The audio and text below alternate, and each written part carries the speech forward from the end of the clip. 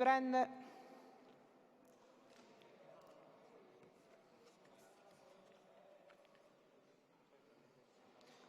Assessore.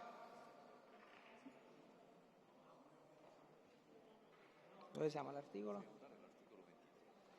Ok. Non c'è alcun genere di sintesi, pertanto si va avanti come vorrà nostro Signore.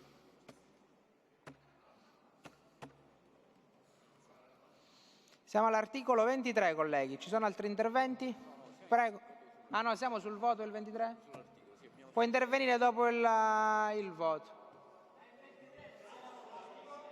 Siamo all'articolo 23, che mi dicono che non è stato votato. Abbiamo votato gli emendamenti, si deve votare perché abbiamo terminato. Si deve votare semplicemente l'articolo. L'articolo così modificato. Ok. Allora mettiamo in votazione l'articolo 23. Chi è favorevole resti seduto, chi è contrario si alzi. È approvato. Andiamo adesso all'articolo 24. Ci sono interventi? Lei? Prego, onorevole Lavardera. Sì, Presidente, rispetto al procedere di questa seduta e quindi sull'ordine dei lavori, chiedo in maniera sommessa, perché ormai è un disco rotto che ripeto da stamattina, continuo a non vedere i colleghi della maggioranza a non essere presenti in aula. Noi stiamo in fase di finanziaria, c'è una finanziaria che ci è stata posta dalla maggioranza ed è incredibile sapere che la maggioranza non viene. Lo ha fatto stamattina il collega Assenza, un richiamo di responsabilità dei suoi stessi colleghi della maggioranza. Io ribadisco per l'ennesima volta come un disco rotto che se le condizioni sono queste, io non sono disposto a rimanere in aula. Quindi io valuterò in maniera assolutamente autonoma il procedersi dei lavori, ma è incredibile vedere che i colleghi della maggioranza non sono interessati a portare avanti la vostra finanziaria attorno al quale, caro Assessore Dagnino, io personalmente ho fatto 400 emendamenti, di cui 40 proposte operative, pratiche, che potrebbero cambiare la vita dei siciliani concretamente. Non ho avuto un feedback. Ha voglia che mi si dice Schifani non avete idee. Quindi rispetto al fatto che questa non è la mia finanziaria, ma è la vostra finanziaria, e oggi non ci sono nemmeno i colleghi della maggioranza ad approvarla, ribadisco e notifico a lei, Assessore, al Presidente di quest'Aula, che per quanto mi riguarda io non sono disposto a rimanere e a tenere i numeri a una maggioranza che non esiste più, che si è svanita come neve al sole, e quindi è giusto che la mia posizione venga resa pubblica, perché io non tratto con nessuno, non ho, interessi particolari dentro questa finanziaria, e lo ribadisco a urbi e torbi, non avendo interessi particolari, non avendo nessun tipo di interessi per me, ma le uniche cose che ho fatto sono per i siciliani e mi sono state nemmeno garantite. Vedasi la possibilità di poter presentare un certificato antimafia a tutte le realtà che operano con Irfis, di levare questo obbrobrio di tassa sulla detenzione degli animali. Potrei elencarli, le mie proposte concrete, non sono stato preso in considerazione e quindi sono libero di agire in maniera autonoma e di dire in maniera sommessa: Assessore, io sto ragionando in maniera seria, siccome non c'è la maggioranza, e se non c'è la maggioranza la mia posizione, la mia personale, è quella di non continuare in questa pantomima. Grazie. Però, onorevole Lavardera, se non c'è la maggioranza, per lei è meglio, perché come minoranza possono passare più cose della minoranza. Quindi le consiglio di rimanere. Dove siamo arrivati? All'articolo? Siamo all'articolo 21. Sull'articolo 21 lei doveva fare qualche riscrittura. Assessore, sull'articolo 21 c'erano riscritture? C'era una richiesta di accantonamento per verificare se vi fosse la possibilità, all'esito dell'esame di altri articoli, di introdurre delle risorse aggiuntive. Ok, siccome però ci sono molte richieste di riscrittura, una sulla Superzessa all'articolo 4, poi credo che ci sia una richiesta sull'articolo 9, sull'articolo 10, sull'articolo 11, sull'articolo 12, se non si utilizzano le pause per fare le riscritture, noi materialmente avremo difficoltà e poi dovremo soltanto votare per quello che c'è. Noi siamo pronti per le... Ok, quindi da dove il governo intende ripartire? Vuole dirmi qualcosa a cui nei 24 articoli c'è già qualcosa di pronto? Forse il 7 si potrebbe trattare?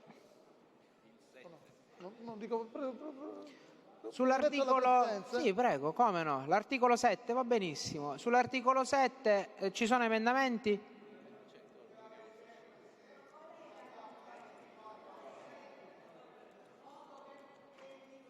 Dobbiamo andare nell'altro fascicolo perché questo è il fascicolo 15.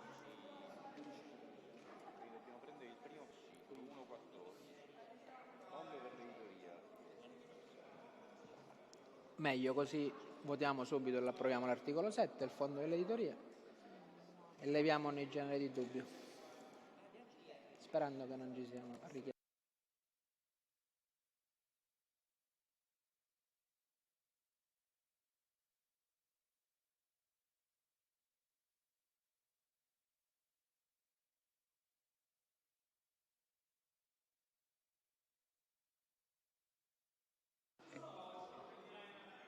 Devo chiedere, siccome non ho il fascicolo davanti degli emendamenti, e devo partire dal primo emendamento per vedere se sono ritirati.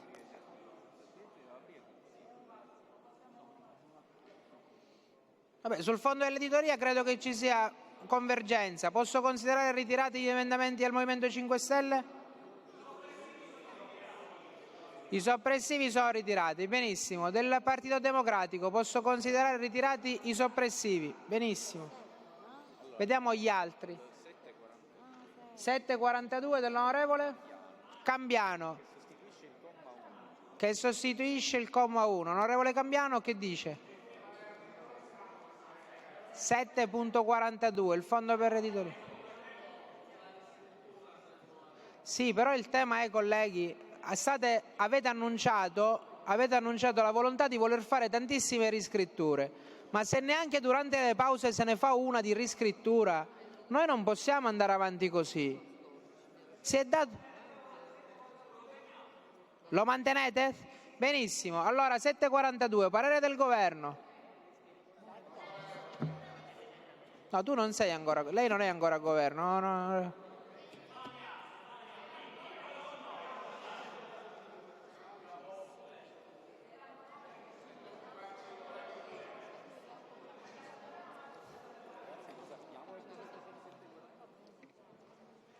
Allora, volete che serve un momento, vediamo quali sono gli emendamenti che vi interessano.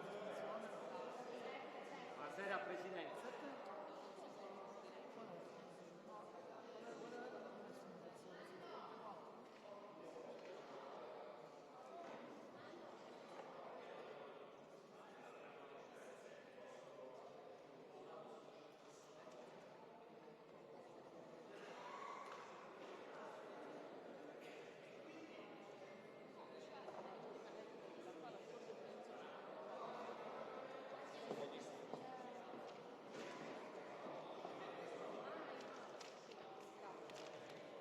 Presidente, potrebbero illustrarlo perché a me pare che sia già contenuto nel comma 2.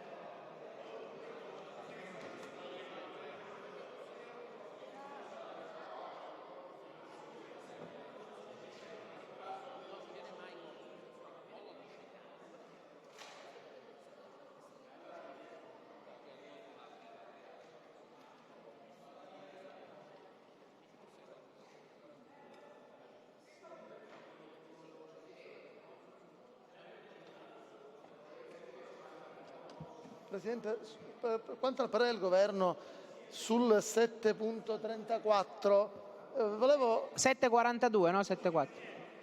7.42? Non l'ho trovato, scusate. Sostitutivo del comma 1. Dov'è il 7.42? È il suo l'emendamento? Ah, mi scusi, eccolo. Ma sta intervenendo su questo emendamento? Prego. Grazie Presidente per la parola, intanto perché è l'occasione per ribadire la volontà del Movimento 5 Stelle di sostenere l'articolo 7 che stanzia dei fondi per l'editoria, ma con l'intento anche, come già annunciato precedentemente all'Aula e anche in occasione delle scorse variazioni di bilancio, con l'intento anche di ampliare questo fondo e alle nuove emittenti, a quelle che sono nate da poco tempo, per anche agevolare la pluralità di stampa, e questo è un argomento su cui il collega Cambiano tra l'altro si è impegnato nella costruzione di questo articolo. E poi volevamo anche porre rimedio, attraverso un emendamento della collega Campo, a un problema applicativo di una norma precedentemente approvata che stanziava alcuni fondi ma non aggiunge nuove spese, Assessore Dagnino.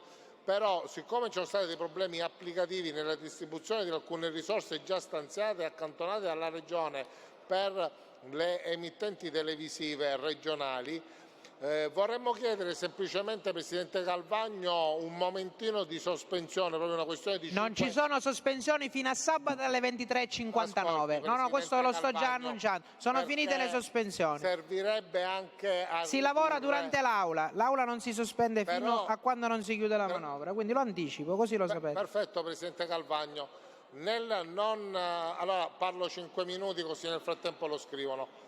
Il ragionamento quale sarebbe? Di preparare un emendamento di riscrittura del 742 in modo da approvare. Lo hanno già depositato. Esatto. Benissimo, grazie. E arrivare all'approvazione. Lo stiamo distribuendo, onorevole De Luca. Tutto qui. Grazie. Confido nel parere favorevole dell'assessore Dagnino per una norma a difesa. Il parere può essere favorevole o contrario, ma è sempre l'Aula che si determina. Certamente, ho detto confido in un parere positivo dell'assessore Dagnino, perché è un emendamento volto a tutelare la pluralità, soprattutto estendendo i finanziamenti anche alle giovani imprese editoriali. Grazie.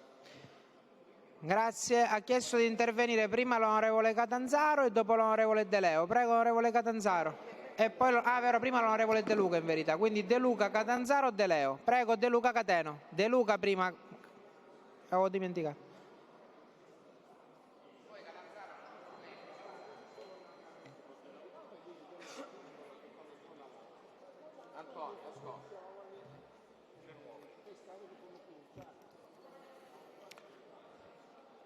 Presidente, Governo, colleghi,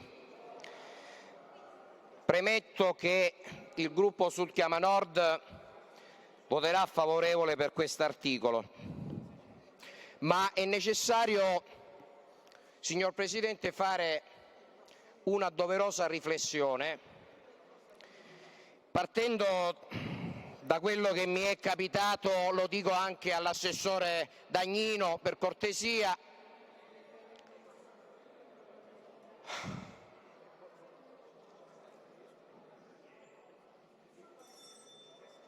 Onorevole Campo, mi scusi, sta intervenendo l'onorevole De Luca. Assessore Dagnino, gentilmente, se lo ascoltiamo. Grazie, prego, onorevole. Turano, per cortesia, Assessore Turano.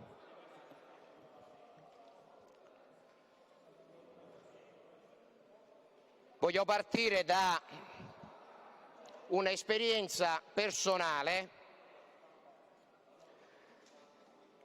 Presidente, io sono stanco e ho i miei limiti, però se devo continuare così è un problema, ve lo dico con molta onestà. Scusate colleghi, se mi permetto. Corretto. Partendo dalla mia esperienza personale. Quando io sono stato arrestato, mi sono trovato la prima volta, ma anche la seconda, prima di avere notificato l'ordinanza, pubblicata sui giornali. La seconda volta, il mio arresto, ho vissuto una vicenda simile, titoloni.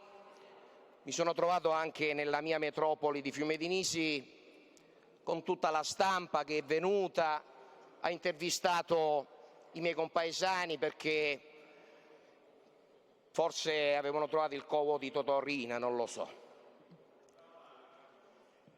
Quando ho completato il mio calvario giudiziario per oltre 10 anni, mi sono ritrovato con il necrologio che comunicava le mie assoluzioni. Nel senso che quando si tratta di dare l'annuncio sensazionale perché uno di noi capita che possa essere attinto da dinamiche giudiziarie è una grande notizia, come se ci fosse il mondo che ci guarda ed è arrabbiato e va accontentato anche nel modo e nella forma della comunicazione. Io l'ho vissuto su me stesso, quindi ovvio che non parlo a vanvera e non parlo a caso, ma mi hanno spiegato che il mondo dell'informazione funziona così e guai se noi ci permettiamo nel dire qualche cosa, perché mi sono trovato spesso con l'ordine dei giornalisti che mi attacca perché mi sono permesso di dire mezza parola nella mia qualità.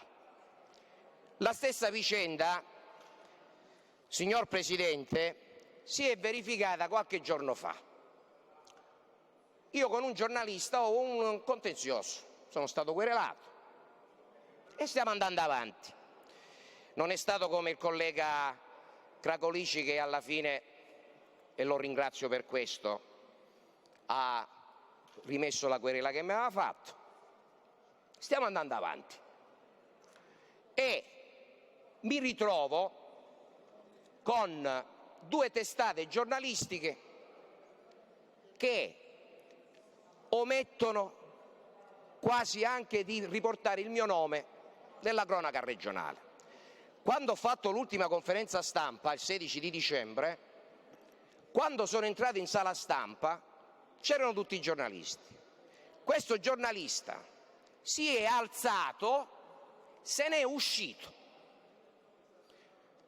È capitato per la seconda volta a distanza di un'ora, io sono entrato e questo giornalista è uscito. Mi attacca l'ordine dei giornalisti e mi dice ma ognuno è libero di fare quello che vuole. Allora io non ho capito allora qualcosa, perché se la funzione della stampa è collegata agli umori del singolo giornalista, allora io la funzione pubblica della stampa mi sfugge. E che cosa è successo, signor Presidente? Che puntualmente quella conferenza stampa non c'è stata traccia nel Giornale di Sicilia, perché tanto io non ho problemi a dire le cose come stanno, e la Gazzetta del Sud, che è seguita la pagina regionale dallo stesso giornalista, c'era un articolo senza firma, perché ovviamente quel giornalista non ha fatto alcun pezzo. Questo, signor Presidente, si verifica in continuazione, lo dico anche ai colleghi senza alcun problema, e mi interrogo oggi. Noi stiamo dando dei fondi pubblici, perché partiamo dal presupposto che la stampa svolga un servizio importante, un servizio di rilevanza pubblica, perché diversamente, Assessore Dagnino, qual è il motivo di riservare delle risorse all'editoria? Tutti quanti ne riconosciamo la valenza e io lo dico per primo, attenzione. Però ci tenevo e ribadisco che il gruppo Sud Chiama Nord vota a favore di questa norma, però io non posso accettare, lo dico qui pubblicamente in questo Parlamento, che lo stesso rispetto che noi abbiamo della stampa in tante circostanze della nostra vita, non dico che non viene ricambiato, perché qua nessuno sta chiedendo cortesie a nessuno, ma la stessa terzietà e la stessa valenza che viene data alle notizie dovrebbe capitare anche poi all'opposto. Chiarito questo, mi auguro, e qui mi rivolgo a lei, signor Presidente del Parlamento, siccome in quella sala stampa, e lo dico in termini chiari, è la sala stampa del Parlamento, e quando un deputato convoca una conferenza stampa, io non penso che si possa subire il trattamento di censura in funzione di aspetti che riguardano dinamiche che nulla hanno a che fare con la nostra funzione, perché in quel momento, per quanto mi riguarda, la mia funzione è quella di un ruolo pubblico e quella del giornalista, se l'editoria svolge una pubblica funzione, è anche quella di svolgere il suo servizio con terzietà, Poi ognuno scrive quello che vuole, per carità di Dio, ma qua siamo a un altro aspetto. Qua siamo alla censura per totale antipatia o perché c'è una querela.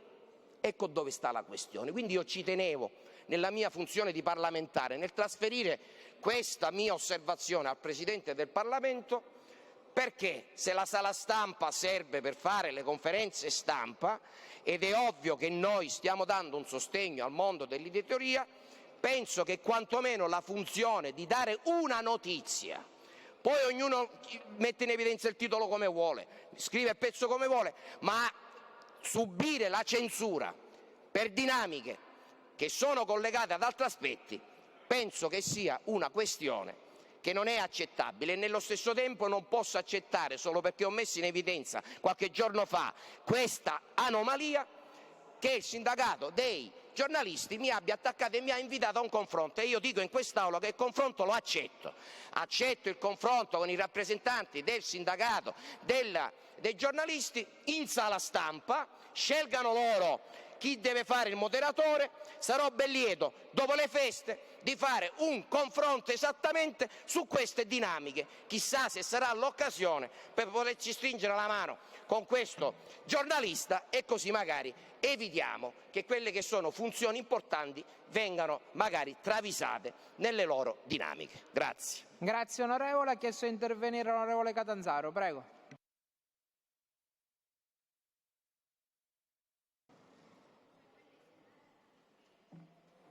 Sì, grazie Presidente, onorevoli colleghi, Assessore. Presidente, questa norma è una norma che noi ci portiamo dietro ed è la terza volta che è presente in finanziaria. Ricordo all'Aula, anche perché, proprio perché si parla di giornalisti e quindi all'esterno è chiaro che i giornalisti la seguono, è una norma che il Presidente della Regione, la prima volta che è stata bocciata, ha tentato di mistificare la realtà dicendo che erano stati, attraverso il voto segreto, a bocciare quella norma che ovviamente riguardava l'editoria. Dovremmo fare un brevissimo passaggio, perché realmente cos'è accaduto? È accaduto che quella norma per la prima volta fu la reazione nei confronti del Presidente della Regione, se ricorda l'Aula, ma lo dovremmo ricordare, quando il Presidente della Regione ebbe quella famosa idea di mettere il bavaglio all'Aula attraverso quello che doveva essere la non possibilità di dibattere attraverso un regolamento che lui richiamava per quello che era un momento di confronto su come noi abbiamo negli strumenti finanziari. E quindi quella volta, ricordo a quest'Aula, ovviamente si arrivò con il livore, non c'entrava nulla, era l'articolo 2 se non ricordo male adesso, ma era l'articolo 2, e fu bocciata quella norma che non era di riferimento nei confronti dell'editoria, di quello che riguardava il contenuto di quella norma, ma è stata data una risposta davvero forte nei confronti del Presidente della Regione, e magari, per carità, è stato un momento dove non c'entrava nulla l'editoria. La seconda volta ovviamente si ritorna nuovamente in Aula e qualcuno ha immaginato come governo di rispedire nuovamente all'opposizione quello che era il problema che aveva l'opposizione nei confronti di quella norma. Però io ritengo che quella norma fu bocciata, è vero, su voto segreto, ma io ricordo a quest'Aula che ovviamente non era l'opposizione, era quello che accadeva all'interno della maggioranza. Oggi è la terza volta, e proprio perché la terza volta noi come gruppo abbiamo voluto ritirare tutto quello che erano gli emendamenti soppressivi a scanso di qualsiasi equivoco, e nemmeno chiederemo, come qualcuno ha fatto passare il messaggio, perché ormai è un messaggio che passa da parte del governo dicendo loro chiedono il voto segreto. No, noi proprio per togliere dall'imbarazzo non chiederemo il voto segreto. Ovviamente abbiamo ritirato i soppressivi e siamo convinti di votare questa norma. Spero che il Governo rispetto a quello che sono delle sollecitazioni, degli emendamenti che danno un contributo per poter migliorare quella norma, o li accoglie oppure a quel punto è davvero che il governo studia il modo per non fare passare questa norma. No, assolutamente. Io invece tengo a fare un ringraziamento a tutte le forze politiche con cui mi sono interfacciato in questi giorni per aver accolto la richiesta di evitare di ricorrere al voto segreto per una norma assolutamente importante come quella dell'editoria. Parla tra l'altro una persona che si è trovata sui giornali per 51 giorni e non certamente con chissà che titoloni, ma ritengo che il sostegno a una norma del genere sia doveroso da parte di tutto il Parlamento. Pertanto, se non ci sono interventi che devono andare nel merito della questione circa la possibilità di emendare e modificare un tantino l'articolo, vi chiedo di rinunciare ad intervenire, perché la legge di stabilità si chiuderà entro il giorno 20. Se noi impieghiamo tutto il tempo per dire delle cose magari in maniera ripetitiva, stiamo sottraendo del tempo a quelle che possono essere degli interventi che si possono fare nel merito di altre norme. Pertanto, se ci sono interventi indispensabili perché vanno nel merito della norma, io do la parola. Diversamente vi chiederei di fare un passo indietro sull'intervenire, perché sarebbe, non dico inutile, ma quasi. Vuole intervenire? Prima di lei allora c'è l'onorevole De Leo. Non so se mantiene l'intervento o se rinuncia. Mantiene l'intervento. Grazie Presidente. Scusa, in linea, sulla base di quello che è stato appena affrontato, cioè sulla richiesta di una riscrittura o degli emendamenti, ho chiesto di intervenire perché questo è un articolo, è un intervento che è già stato bocciato più volte dal Parlamento e io credo che oggi serve invece un vero e proprio atto di responsabilità.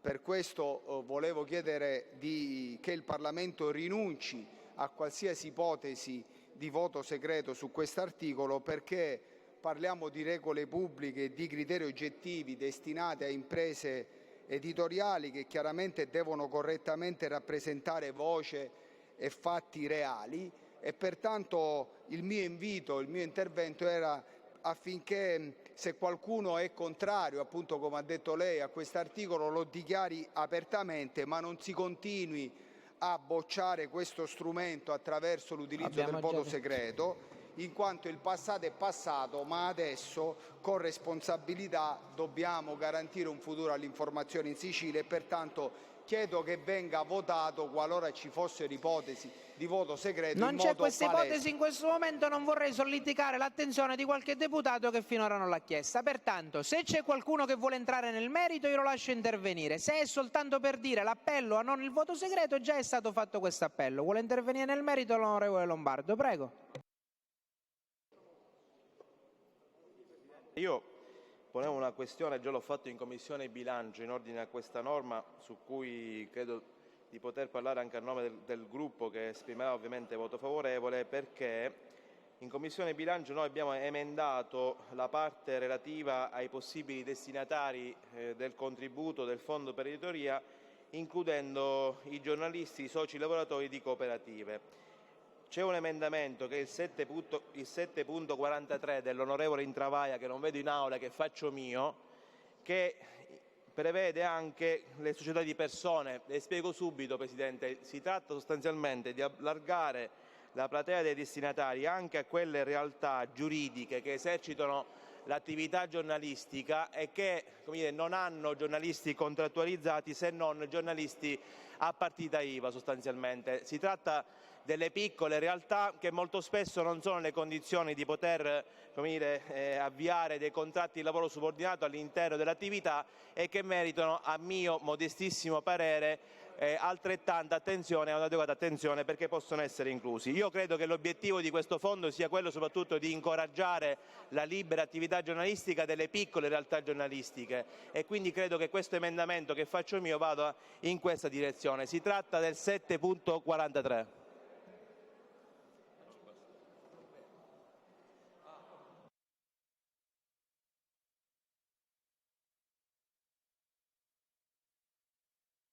Intanto c'è la riscrittura da parte del Movimento 5 Stelle che è il 7.42.R col subemendamento R1. Parere del Governo?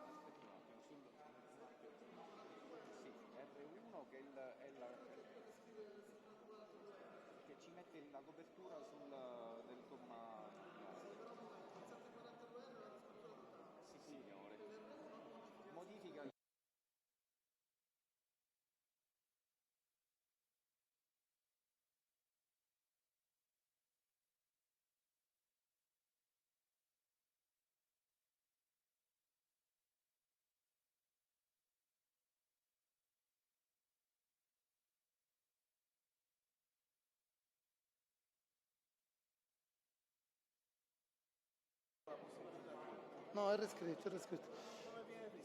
Così, ci fermiamo, non lo so, dimmi tu. Facciamo, allora, il parere del Governo è favorevole, però con un sub, se possibile, che recepisce l'emendamento presentato dall'onorevole Intravaia al comma 1, dove si dice dopo soci lavoratori di società cooperative e giornalistiche o di società di persone.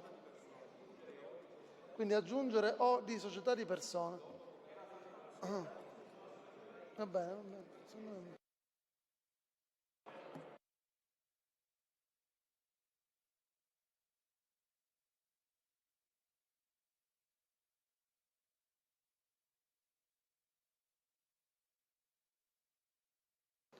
Allora, nel frattempo che viene preparato il subemendamento, desidero esprimere la mia soddisfazione per il risultato a cui stiamo raggiungendo. È stato già detto prima, questa norma è stata proposta più volte, è una norma che il Governo ha sempre ritenuto di fondamentale importanza. È stato importante ancora una volta il confronto con l'Aula, ma credo che oggi possiamo essere tutti soddisfatti perché in modo bipartisan si trova ancora una volta una soluzione a un tema che è ampiamente sentito e a un sostegno che è certamente di grande importanza per il mondo giornalistico. Quindi desidero a nome del Governo ringraziare il Parlamento per la capacità ancora una volta di trovare una sintesi, naturalmente anche un ringraziamento al Presidente dell'Assemblea regionale per il lavoro svolto. Grazie.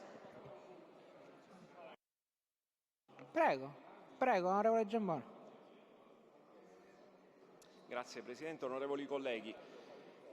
E allora, qualche breve considerazione, ma proprio flash su questo articolo, atteso che ci abbiamo lavorato parecchio. Assessore Dagnino, abbiamo oggi consapevolezza che questa è una norma, e lo era anche allora quando ne discutevamo nella variazione di bilancio, che doveva essere discussa giustamente nella sede competente, ovvero della finanziaria. E oggi in maniera equilibrata, in maniera ragionata, arriviamo diciamo all'approvazione, mi auguro, di questa norma che dà respiro, che dà risposte all'ambito del giornalismo, dell'editoria, che soffre una importante crisi legata ai social, legata all'abusivismo della professione, legata anche all'intelligenza artificiale, che ha determinato una esplosione anche di precarietà nel contesto proprio lavorativo.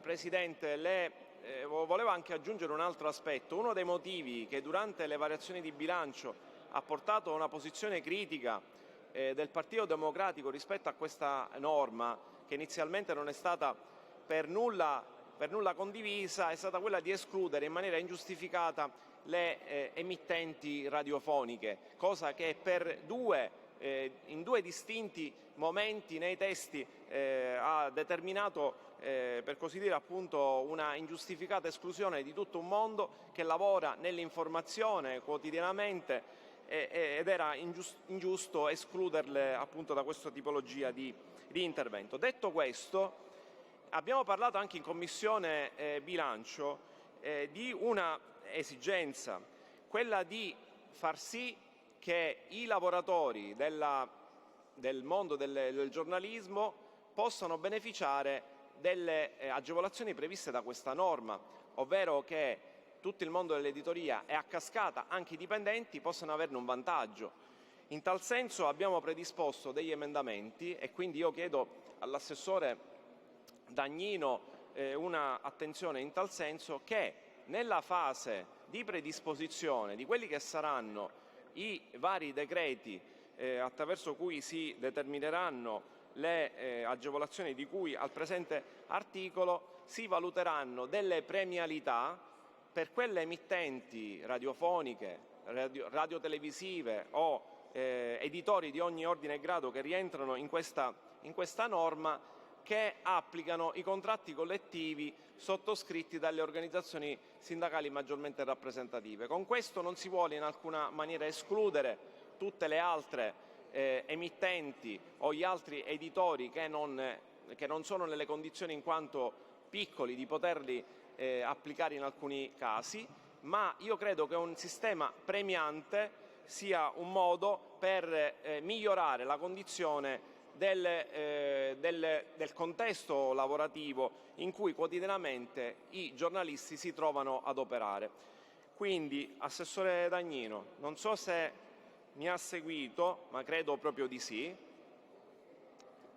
Le chiedo in tal senso di darmi un cenno, una conferma rispetto a questa nostra richiesta, in via, per così dire, premiante, di valorizzare quelle emittenti, quindi nella fase di predisposizione del bando, che hanno più giornalisti contrattualizzati, per esempio, e che applicano i contratti collettivi delle organizzazioni maggiormente rappresentative. Grazie. Allora andiamo adesso al... Prego, Assessore. Sì, onorevole Giambona, confermo che è coerente la sua richiesta con quelle che sono già le intenzioni del Governo, perché abbiamo declinato questa norma, ma devo dire molti interventi fondamentali di questa legge di stabilità proprio all'incremento dei livelli occupazionali, e quindi certamente mi pare che il testo normativo offra spazio nel decreto per la indicazione da lei suggerita e dal Governo assolutamente condivisa. Grazie. Allora andiamo all'emendamento 742R1. Vabbè, 742R1, benissimo. Parere del Governo? R2 o R1? Favorevole. Va bene. Parere della Commissione? Favorevole. Mettiamo in votazione l'emendamento 7.42R1. Chi è favorevole resti seduto. Chi è contrario si alzi. È approvato. Andiamo all'emendamento 742R2, parere del Governo? Favorevole. Parere del Governo favorevole, parere della Commissione favorevole. Mettiamo in votazione l'emendamento 7.42R2. Chi è favorevole resti seduto, chi è contrario si alzi. È approvato. Mettiamo in votazione l'emendamento 742 così come emendato, che sostituisce pertanto l'intero articolo 7. Tutti gli altri emendamenti sarebbero preclusi. Che è successo? C'è il 743? No, non è il 743.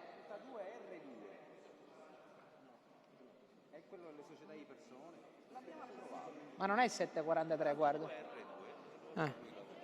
È stato classificato come 742R2. R2, giusto. Allora, adesso mettiamo in votazione pertanto l'emendamento 7.42 che sostituisce l'intero articolo 7. Chi è favorevole resti seduto, chi è contrario si alzi. È approvato. Finalmente abbiamo partorito l'articolo 7. Benissimo. Adesso andiamo all'articolo 6.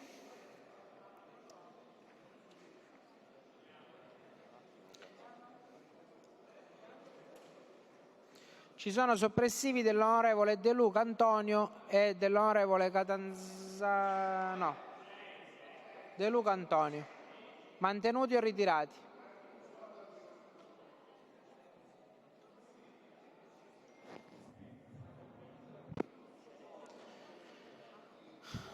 Ritirati, bene. De Luca Cateno? De Luca Cateno? Lombardo? Ritirati. Articolo 6, articoli soppressivi. L'onorevole De Luca Antonio l'ha ritirato il 6.2. C'è il 6.1, ritirato, benissimo. 6.11, Lavardera, mantenuto o ritirato? Ritirato, grazie. Scusi, mantenuto, benissimo. Allora c'è l'emendamento soppressivo dell'onorevole Lavardera. 6.11, parere del Governo. Contrario. Contrario, parere della Commissione, contrario. Mettiamo in votazione l'emendamento 6.11 dell'onorevole Lavardera. Chi è favorevole si alzi, chi è contrario rimanga seduto. È respinto. Andiamo all'emendamento 6.12. È precluso. Andiamo all'emendamento 6.3. Preclusi fino al 6.27. Andiamo all'emendamento 6.27 dell'onorevole Pace e altri. Mantenuto o ritirato? No, Pace c'è là. C'è emendamento 6.27, emendamento 6.28, Pace e altri. Abbate. Non c'è, niente, ritirato. 6.4. No, devo chiederlo. De Luca Antonio. Siamo al comma 2. Ritirato. 6.8. De Luca Cateno. Ritirato. Benissimo. 6.14, comma 2, Catanzaro. Soppressivo del comma 2.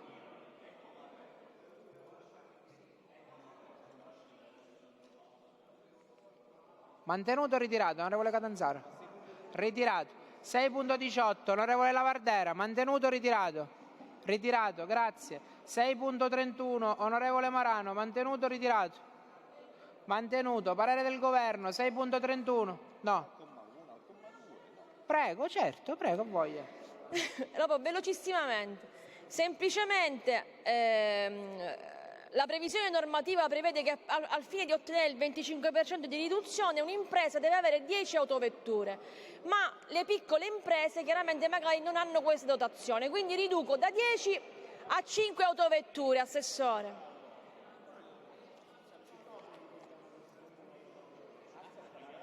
Parere del Governo?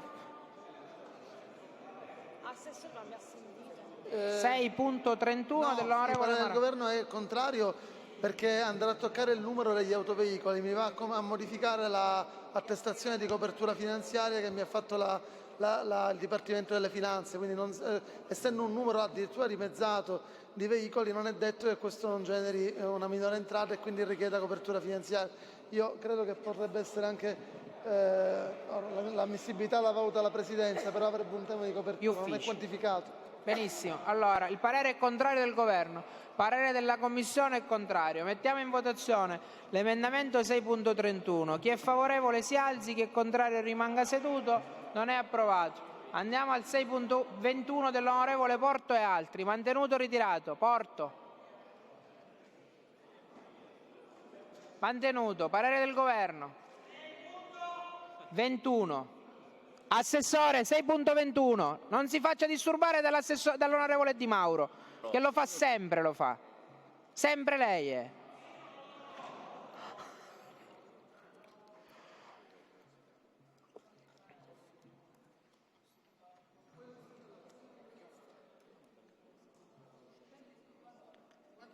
Onorevole Assenza, lo spiega per favore? Porto. Porto, onorevole Porto, può illustrare l'emendamento, prego. Lo attacchiamo il microfono, prego. Grazie Presidente.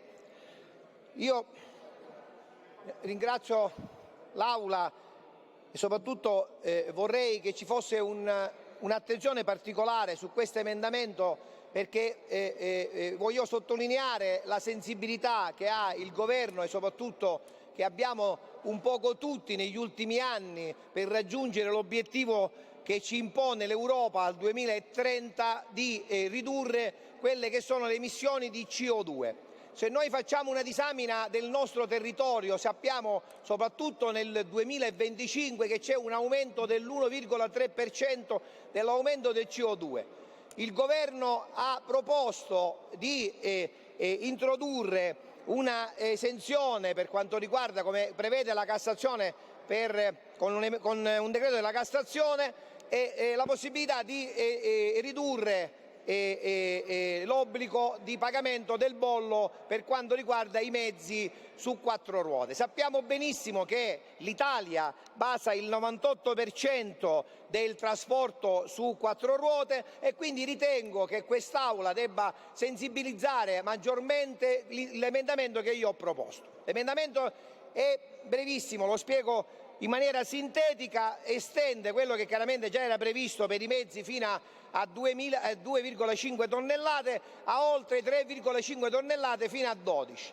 Perché noi avevamo previsto soltanto per gli impianti ad idrogeno, cosa che chiaramente non esiste, quindi stiamo dicendo ai siciliani che vogliamo togliere l'obbligo del pagamento del bollo a dei mezzi che non esistono, perché ad oggi non esistono dei mezzi ad idrogeno che si muovono. Invece i mezzi da 3,5 tonnellate in poi fino a 12 sono i mezzi che permettono di poter fare con il biometano, come ho previsto nell'emendamento, fino a 1500 chilometri senza emissione di CO2. Quindi mi rimetto all'Aula per dare questo segnale, è un piccolo segnale perché poi alla fine non sono tantissimi, ma stiamo guardando al futuro, ma soprattutto stiamo guardando a quegli impianti che sono previsti nei prossimi anni di produzione, quindi stiamo dando quel segnale, come è giusto che sia, da quest'Aula, dove noi abbiamo attenzionato il nostro territorio, ma soprattutto vogliamo che lo CO2 non aumenti come è stato dal 2024 al 2025. Grazie, spero di essere stato chiaro.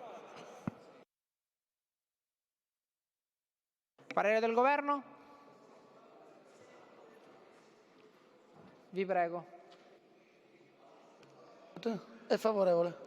Benissimo, parere della Commissione è favorevole. Mettiamo in votazione l'emendamento 6.21.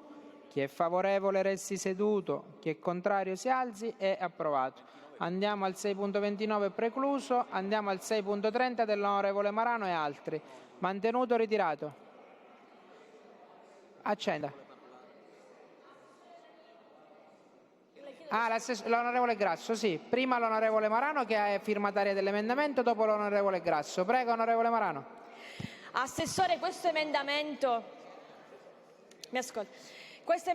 prevede l'esenzione da 3 a 5 anni, aumenta il periodo di esenzione da 3 a 5 anni per i possessori di veicoli elettrici, ibridi e totalmente ibridi. In tutte le regioni d'Italia i possessori di questi veicoli hanno l'esenzione del bollo per 5 anni, addirittura in Piemonte e Lombardia i possessori di questi veicoli sono esenti per sempre dal pagamento del bollo, quindi chiedo con questo emendamento di aumentare a 5 anni il periodo di esenzione, così come in tutte le regioni d'Italia. Grazie. Ha chiesto di intervenire l'onorevole Grasso. Presidente, colleghi, intervengo relativamente all'emendamento 6.28. Faccio un mea culpa perché mi ero distratta e poi mi sono accorta solo dopo che mancava l'onorevole Abbate è assente e non è stato trattato, ma vorrei porre all'attenzione di tutta l'Aula l'importanza di questo emendamento, che fra l'altro è una previsione che era già contenuta nella norma degli anni precedenti e che riguarda l'esenzione per quelle autovetture e mezzi di soccorso immatricolati dalle associazioni di volontariato che svolgono attività di protezione civile all'interno dei gruppi comunali di appartenenza. Si tratta appunto di quelle autovetture che svolgono un'attività importante di volontariato ed era stata fra l'altro una norma che era stata anche condivisa nelle precedenti previsioni anche con i colleghi degli altri partiti. Quindi vorrei fare un invito all'assessore, al Presidente e all'assessore di dare il parere alla Commissione, di dare parere favorevole e ai colleghi fra l'altro di votarla perché, ripeto, è una norma che già qualche anno fa era nella finanziaria dello scorso anno era presente. Grazie.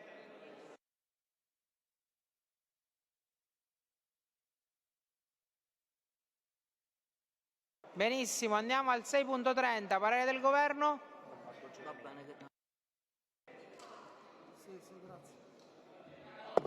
Allora, il parere del Governo su questo emendamento 6.30 è favorevole.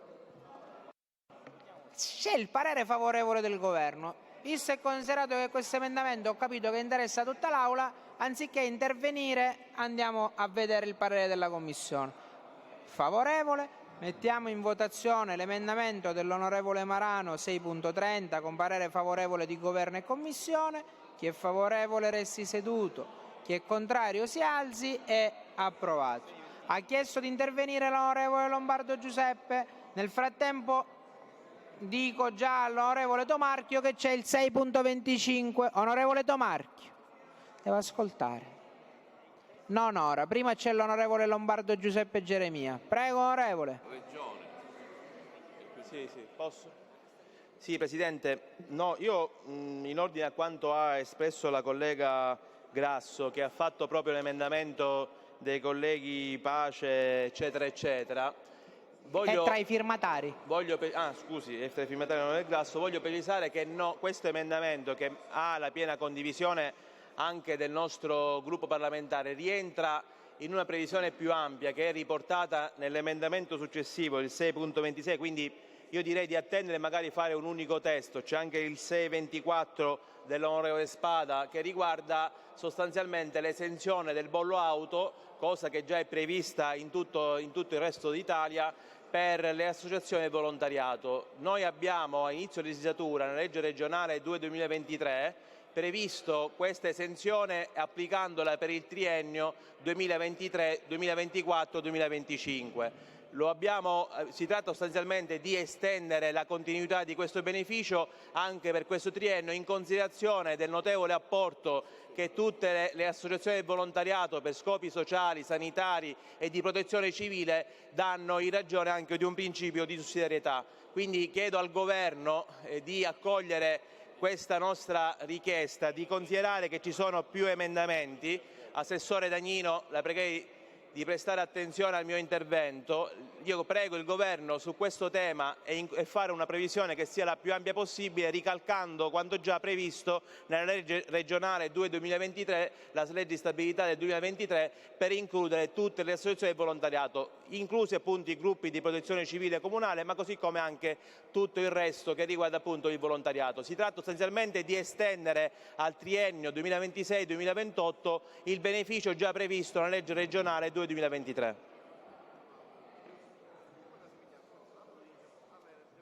Prego, Assessore. Chiesto di intervenire l'assessore, dopo interverrà lei. Onorevole Tomarchio, l'onorevole Scuvera, l'onorevole Spada. Allora, questa norma richiede una copertura finanziaria. Sto interloquendo un momento con gli uffici. Vi dico subito che sul 27 non abbiamo copertura finanziaria. Sto cercando di farmi dare un'indicazione della copertura necessaria per il 26.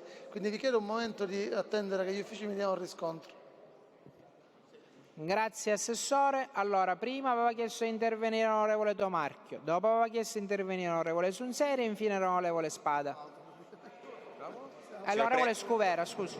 Signor Presidente, un intervento di 25 secondi solo per una proposta operativa. Siccome pare di aver capito che più gruppi, più deputati, nei fatti abbiamo proposto la stessa cosa, suggerirei, se gli uffici ci possono aiutare in questo, prendiamo l'emendamento che più allarga, che più raccoglie questa iniziativa, cioè quella di esentare anche tutte le associazioni di volontariato, gruppi di protezione civile, eccetera, eccetera, e magari ne approviamo uno che raccoglie tutti o lo riscriviamo un attimo, tanto stiamo dicendo tutti la stessa cosa, l'importante è che si arrivi all'obiettivo. Grazie, ha chiesto di intervenire l'onorevole Sunseri prima. Solo per confermare ovviamente la disponibilità del Movimento 5 Stelle su questo tema, e tra l'altro era un emendamento che avevamo presentato noi sia nella scorsa legislatura sia all'inizio di questa. Quindi ringraziamo l'onorevole Grasso per l'emendamento nel merito. Ovviamente ci rimettiamo all'assessorato perché il 625, che apre ancora di più le maglie della platea, sarebbe certamente opportuno, però è lì il Governo che ci deve dare le indicazioni sulle eventuali coperture, mentre quello sulla protezione civile, al di là del fatto che poco fa era stato saltato come emendamento, riteniamo sia opportuno reinserirlo nuovamente. Ha chiesto di intervenire l'onorevole Scuvera, prego.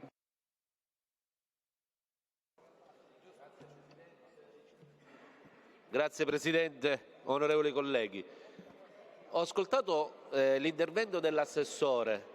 Naturalmente il mio intervento è che sono favorevole e condivido la posizione dell'onorevole Grasso, dei miei colleghi Lombardo e Tomarchio, perché ritengono un emendamento, che sono più emendamenti di buonsenso a favore di coloro che lavorano volontariamente per la nostra comunità e per il nostro territorio. D'altronde negli anni precedenti questa misura era già stata applicata alle associazioni di volontariato, alle associazioni del terzo settore. Ritengo che se trovassimo una copertura, se l'assessore riuscisse a trovare copertura per questa misura, sarebbe un momento di solidarietà anche nei confronti delle associazioni. Grazie Presidente.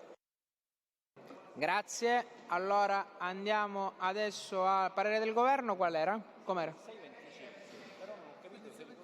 6.25. Sì, ora chiediamo. 6.25. Come?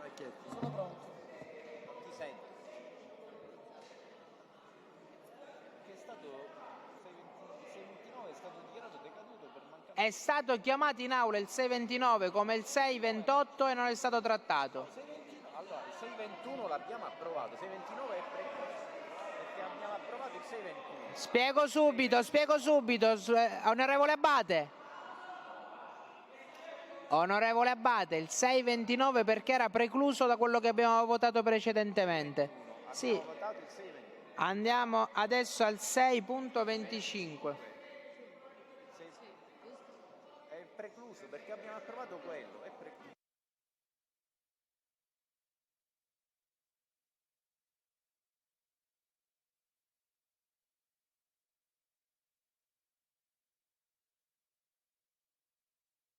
Onorevole Giuffrida.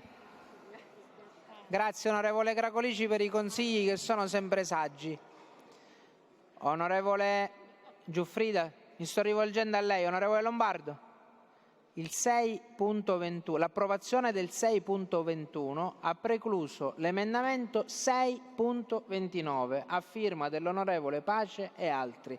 Adesso siamo al 6.25. Ho chiesto al governo il parere del governo. Allora, ho svolto, come dicevo prima, l'interlocuzione con gli uffici. Il 6.25 ha una portata enorme perché esenta tantissimi soggetti, perché è tutto il mondo del terzo settore. Quindi è una copertura finanziaria che non mi viene ovviamente in 2 secondi quantificata, ma è una enorme copertura finanziaria e andrebbe a mettere in difficoltà. Quindi non posso purtroppo, nonostante sia condiviso sul piano Ok, c'è un invito politico. al ritiro, onorevole Tomarchio. Onorevole Tomarchio, c'è un invito al ritiro sul 6.25, mantenuto o ritirato? L'ho vista. No, signor Presidente, non lo ritiro nella misura in cui non abbiamo certezza del fatto che passino gli altri emendamenti. Cioè il concetto qual è? Possiamo restringere la platea, cioè se non c'è chiarezza sulla copertura posso ritirare l'emendamento, ma vorrei capire se vengono esentati le associazioni di volontariato, quali sono gli emendamenti che possono andare avanti. Non so se sono chiaro.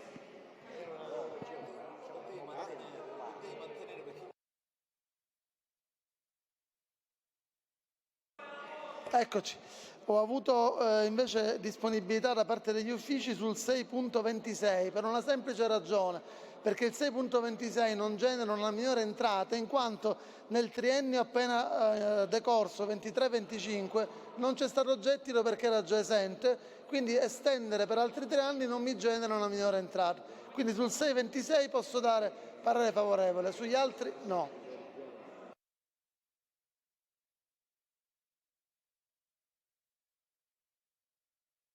Ha chiesto di intervenire l'onorevole Di Paola. Prego, onorevole. Onorevole De Luca, vuole intervenire lei? Prego.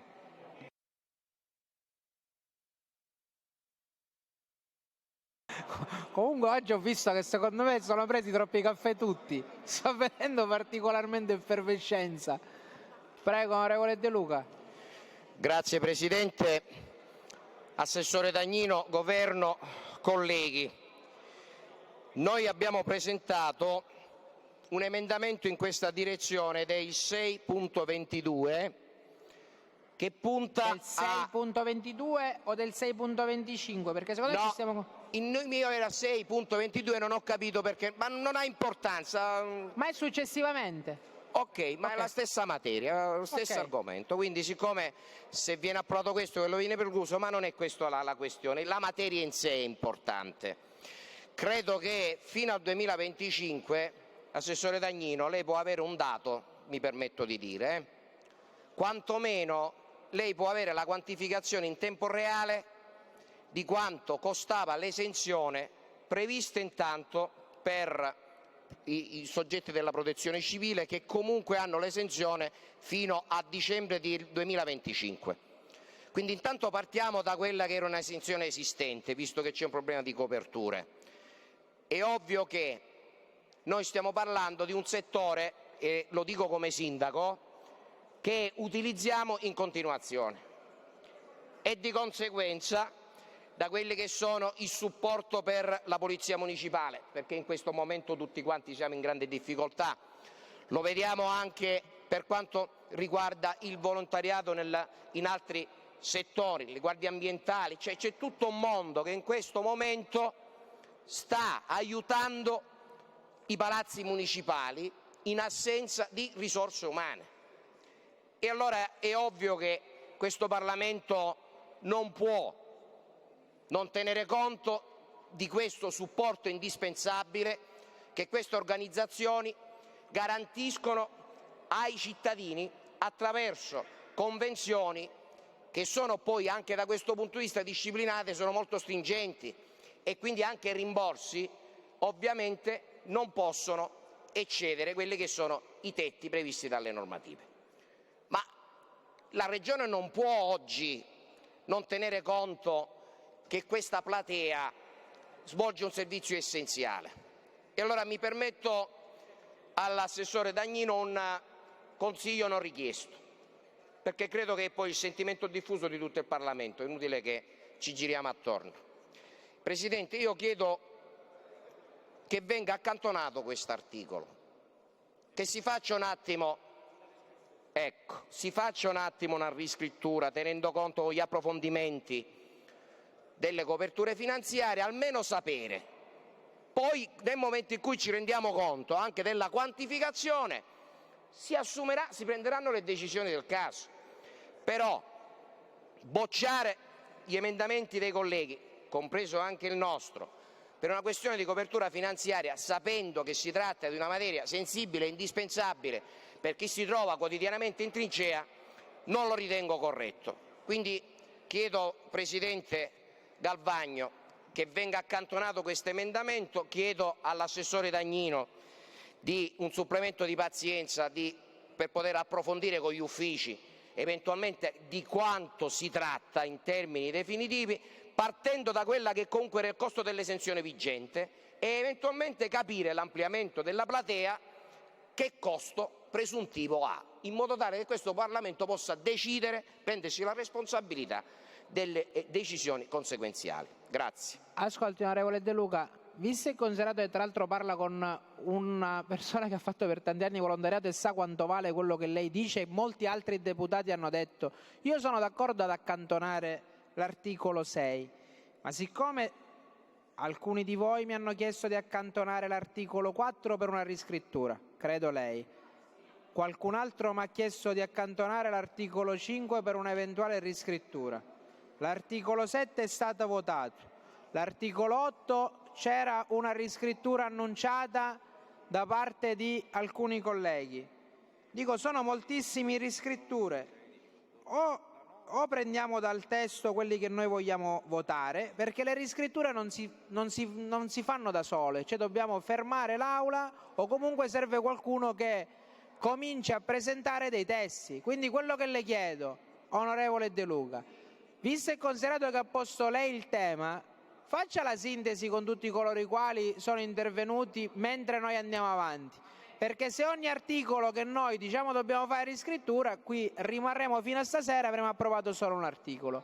Quindi l'articolo 6, Assessore Dagnino, la invito a verificare quelle che possono essere eventuali coperture affinché nella proposta che le formuleranno i colleghi si possa eventualmente dare adeguata copertura. E intanto andiamo avanti. Prima ha chiesto di intervenire, intanto l'articolo 6 è accantonato, così i colleghi se volessero rappresentare, prima deve intervenire Di Paola che gliel'avevo detto e poi interviene l'onorevole Abate. Sì, ma tanto è accantonato l'articolo 6. Intanto Presidente Abate, il Presidente Di Paola. Presidente.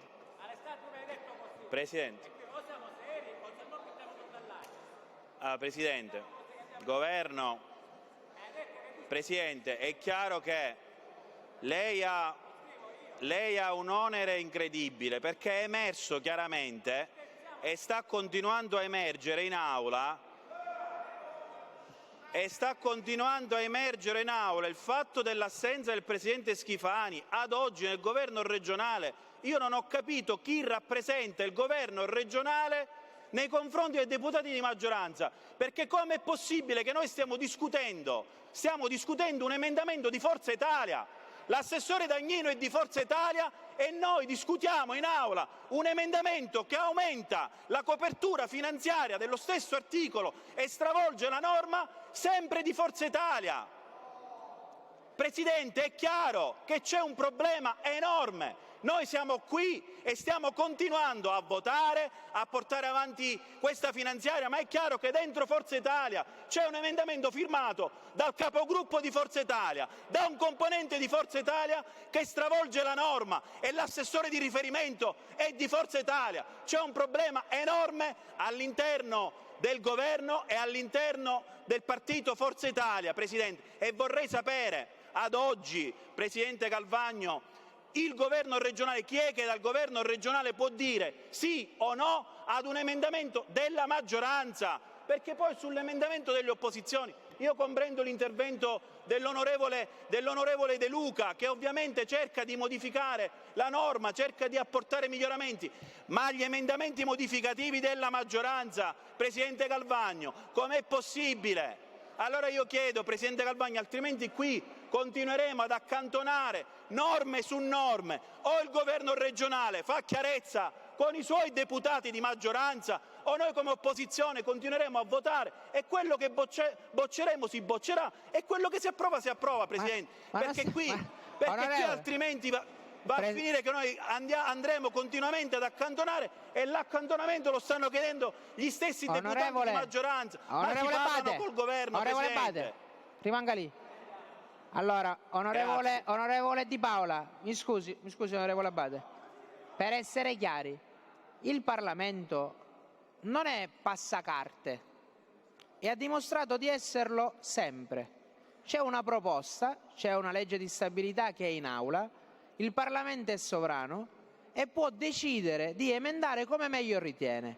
Per una questione di condivisione tra maggioranza e opposizione, l'onorevole Abate ha fatto delle proposte. Le stesse proposte similari le ha fatte l'onorevole De Luca e altri deputati, tanto di maggioranza quanto di opposizione.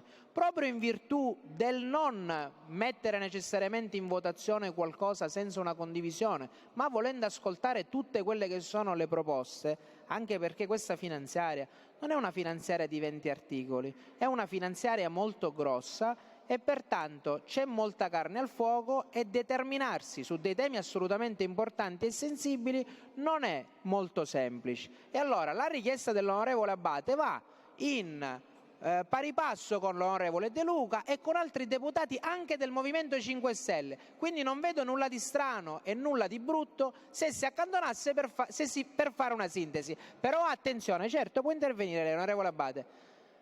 Quello che stiamo dicendo è che tutti questi accantonamenti per le riscritture, se non c'è qualcuno che se ne occupa, onorevole Abate, se non c'è qualcuno che se ne occupa, non si scrivono da sole. Quindi quello che vi chiedo è, mentre si fanno altri articoli, di far sì che ci possa essere un confronto con le altre forze politiche e con il governo. Prego, onorevole Abate. Grazie Presidente. Io condivido in pieno quello che è il suo atteggiamento e il suo portare avanti i lavori d'Aula andando incontro a quelle che sono le esigenze del Parlamento. Però non capisco, noi che dobbiamo riscrivere gli articoli senza che il Governo ci metta a disposizione il personale e lo coordini, perché se noi su questo avevo garanzie che si stava riscrivendo l'articolo, siamo qua andando a recepire quelle che erano le richieste con gli emendamenti da parte dell'opposizione e della maggioranza, invece ci ritroviamo una riscrittura non fatta e ci ritroviamo a votare gli emendamenti entrando nel merito e quindi andando contro a quello che si era deciso precedentemente. Quindi penso e invito l'assessore a bilancio di mettere a disposizione o la Presidenza e il personale per poter noi riscrivere gli articoli. Lo faccio io nel senso che faccio prendere l'impegno io, Ok, non perché grazie. Ascolti, onorevole Abate, così chiariamo. Siccome ci sono stati diversi articoli di cui è stata chiesta la riscrittura, ribadisco per l'ennesima volta. Sono articoli importanti, la super ZES all'articolo 4, la questione che stiamo ponendo in questo momento. Quindi noi comunque dobbiamo andare avanti e non possiamo inciampare. Chiedo all'assessore Dannino, quando mi si dice di accantonare, c'è una richiesta di accantonamento per la riscrittura, qualcuno che se ne debba occupare però ci deve essere. Quindi chiedo all'assessore Dannino come intende procedere sull'articolo 6 e sull'articolo 4. Allora, sull'articolo 6 vorrei essere chiaro, è una norma che non richiedeva, per come era scritto il testo base, copertura finanziaria, chiaro? Anzi, addirittura si immagina che possa produrre un maggiore gettito perché si applica alle nuove immatricolazioni. Quindi tutto quello che è nuovo si aggiunge. Quindi se noi diamo uno sconto del 25% a chi immatricola nuove auto, noi stiamo rinunciando a qualcosa su un'eccedenza, su qualcosa che si aggiunge. Anziché prendere il 100 in più, prendiamo il 75 in più. Quindi si calcola una maggiore entrata. Mi pare che questa norma stia diventando l'occasione per introdurre esenzioni a mezzo mondo. Nel momento in cui noi introduciamo esenzioni a mezzo mondo, evidentemente diventa una norma di spesa, ma la norma di spesa non aveva previsioni di copertura finanziaria. Perché ho dato parere favorevole sul 6.26? Perché il 6.26 estende una cosa che era già esentata nel triennio decorso a un ulteriore triennio, quindi non c'è bisogno di copertura perché niente prendevamo prima e niente prendiamo dopo. Nel momento in cui si tratta della norma che l'onorevole Abate mi aveva più volte segnalato e sulla quale confermo di avere lavorato, senza però prendere impegni col sangue, vi confermo che gli uffici, per una ragione ovvia, mi hanno detto che esentare questi autoveicoli che oggi pagano il bollo o fare lo sconto del 25, che oggi o pagano il bollo e domani non lo pagheranno, richiede una copertura finanziaria che non è quantificata, quindi la norma verrebbe tacciata di incostituzionalità per violazione dell'articolo 81. Questo è il fatto, senza nessuna opposizione politica, senza nessuna motivazione politica, è un fatto semplicemente di copertura finanziaria. Grazie.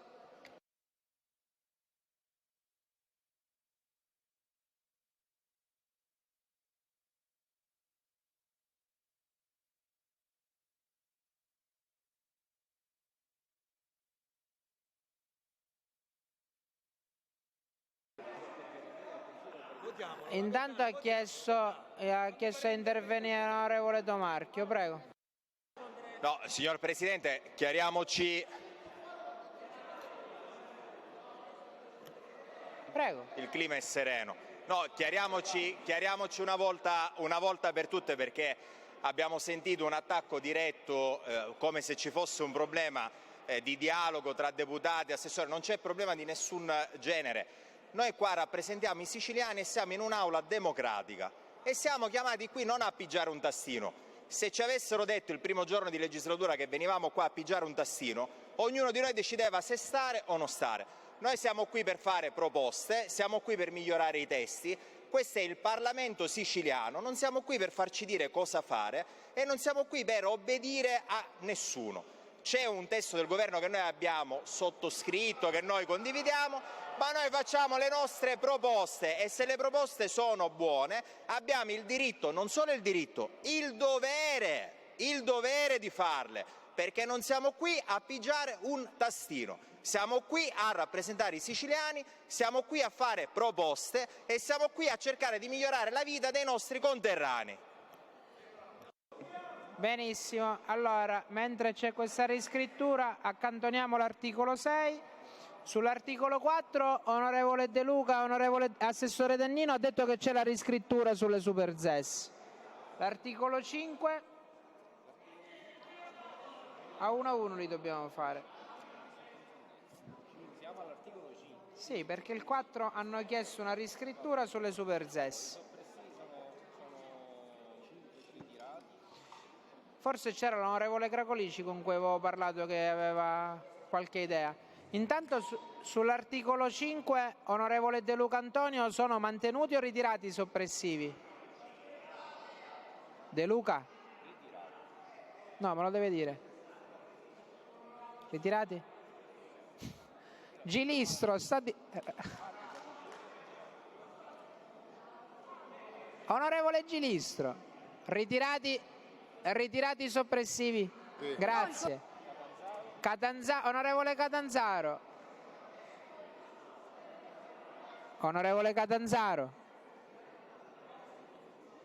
Mantenuti o ritirati i soppressivi? Articolo 5. Non sospendo più. Ma se siete voi che... Onorevole De Luca, prego.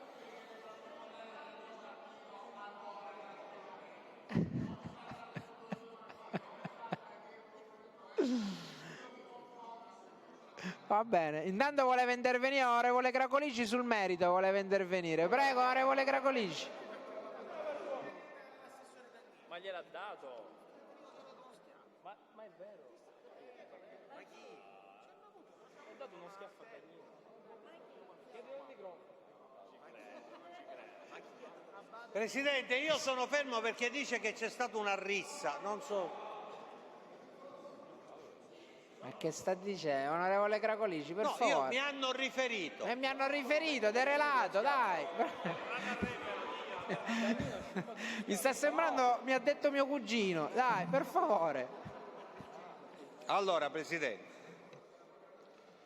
questa norma,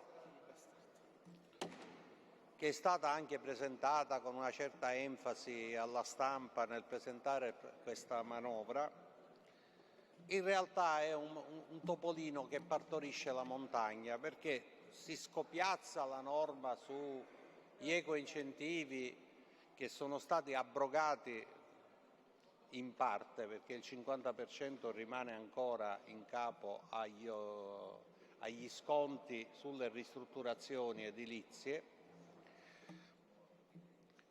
e si introduce una serie di variabili. Si introducono una serie di variabili, una tra tutti il concetto di reddito ISEE di 20.000 euro. A questo si aggiunge che si consente ai condomini di poter entrare nel sistema. Qualcuno mi dovrà spiegare come si fa a calcolare i condomini come soggetti che possono accedere alle ristrutturazioni energetiche e sismiche, stabilendo la soglia ISEE.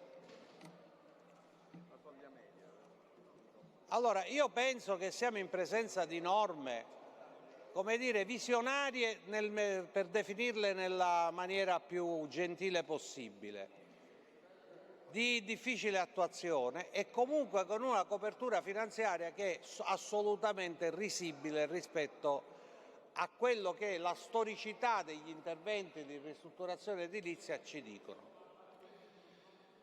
Presidente, io credo che c'è una via maestra sulla quale poter operare. Vorrei che lei mi ascoltasse, Presidente, più che il Governo.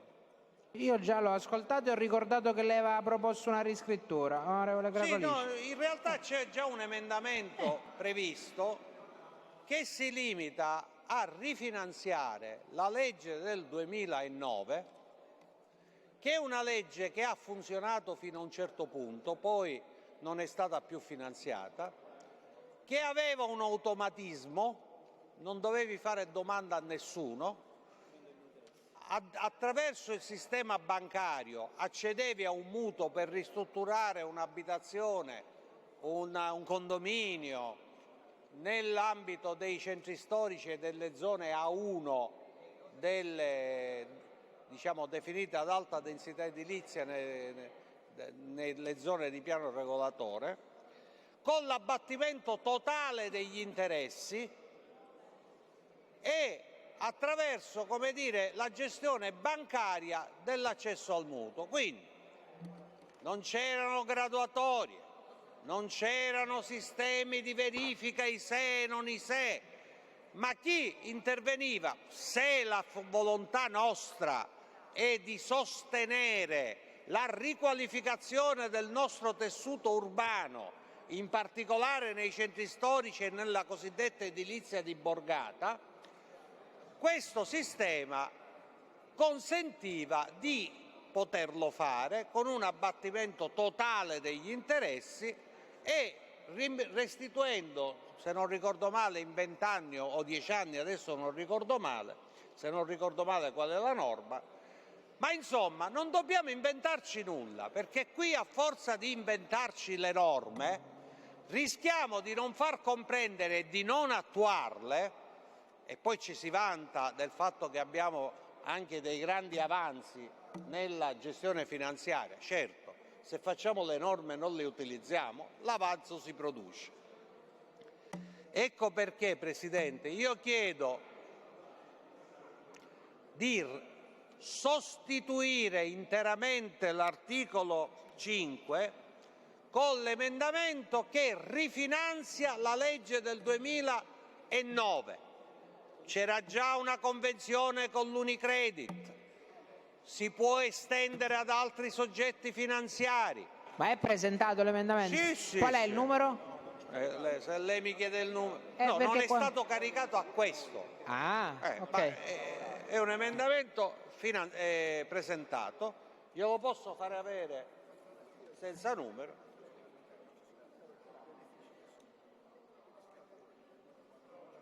Ma quello solo sugli interessi interviene. Quello solo sugli interessi. Un temescare di cose con canale. Non c'entra. Io lo faccio. Non c'entra. Che facciamo? Perché è considerato il emendamento di fare scrittura dall'articolo 5. Non è che non lo scrivo. E poi vediamo. Io voto come dice. Vuole parlare lei, onorevole Giambona? Sì, si è spostato. Sì, no, dico, lei nel frattempo c'aveva il microfono acceso. Lei ha finito l'intervento? Grazie, ci ha portato anche l'intervento fino a casa. L'emendamento. Lo faccio intervenire, onorevole Giambona, o vuole completare?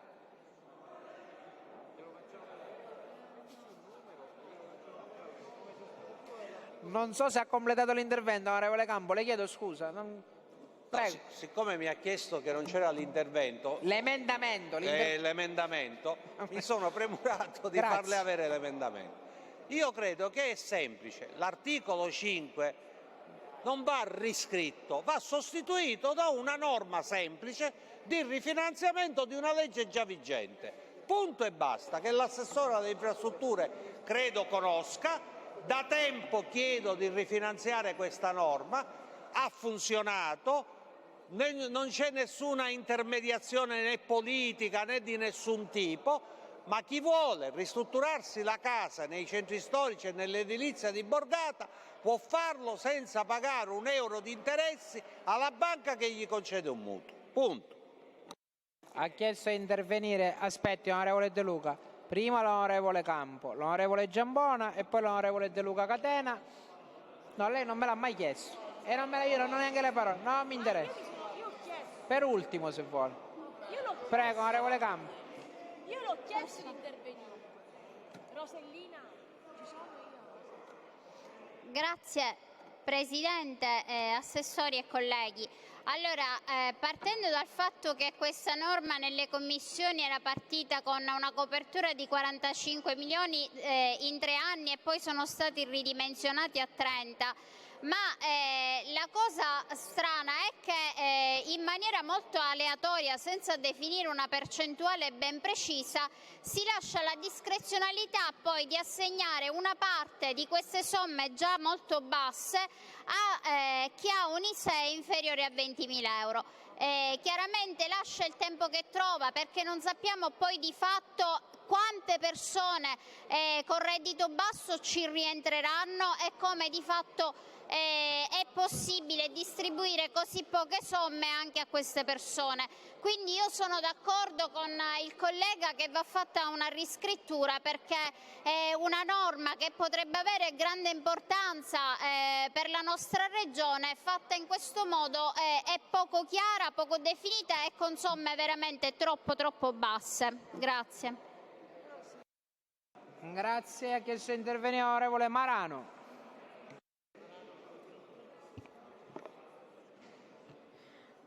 Grazie Presidente. Sicuramente questa norma, Presidente, ha un po' di qualche cosa non chiara, a partire dalla somma a disposizione, che per gli interventi è davvero troppo modesta per avere un impatto significativo sull'economia reale, e rischia indubbiamente di essere una norma più propaganda che una norma che abbia un beneficio sui cittadini. Per esempio, il contributo viene erogato, può essere cumulato con le agevolazioni fiscali nazionali, l'investimento può essere effettuato indistintamente su tutte le abitazioni. Ci sono tante cose da dover approfondire, l'abbiamo fatto in Commissione quarta. Tra l'altro io avevo degli emendamenti che mettono in evidenza che non sono caricati nel sistema. Vabbè. Grazie. Ha chiesto di intervenire De Luca Antonio.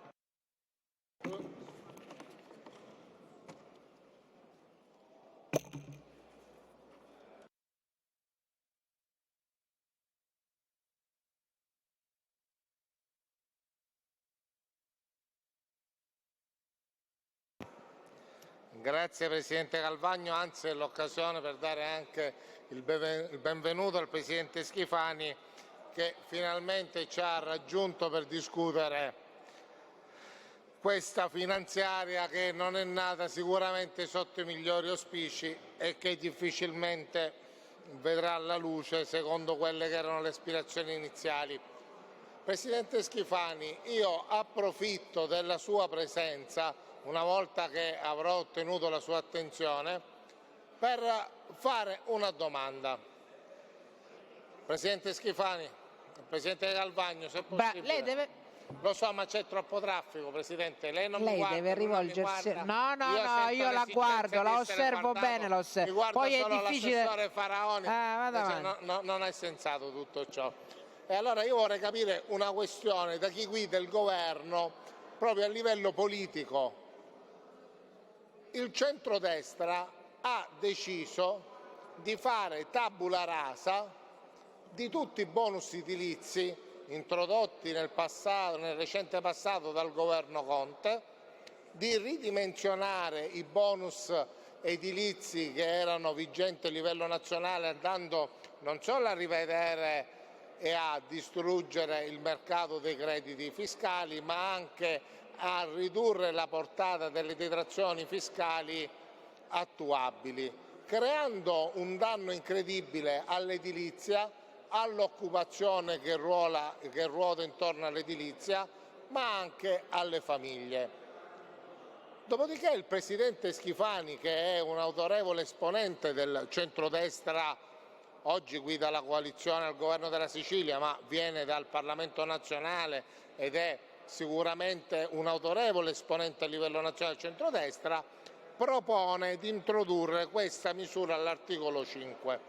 Allora io mi chiedo, innanzitutto perché? Perché avete capito che il super bonus e gli incentivi che abbiamo introdotti funzionavano e in questo momento l'edilizia in Sicilia è in crisi a causa dell'eliminazione di questi bonus, e allora volete provare a fare una puntata in questa direzione?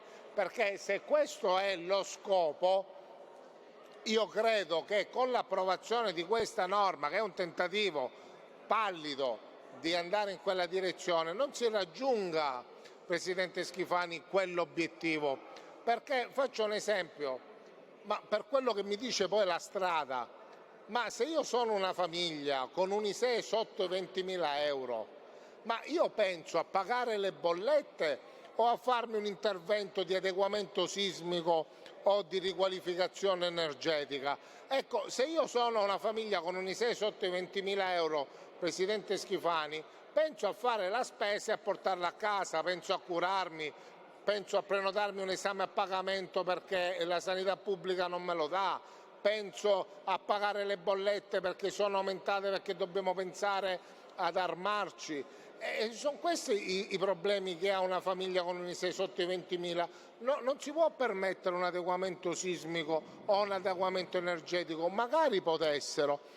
Poi anche vede il Covid, così come anche i superbonus, ci hanno lasciato un quadro che in una gara d'appalto privata, dove non vige il massimo ribasso come da noi, non esiste più una ditta, soprattutto una piccola ditta locale, che ti fa un ribasso del 20% del computo metrico.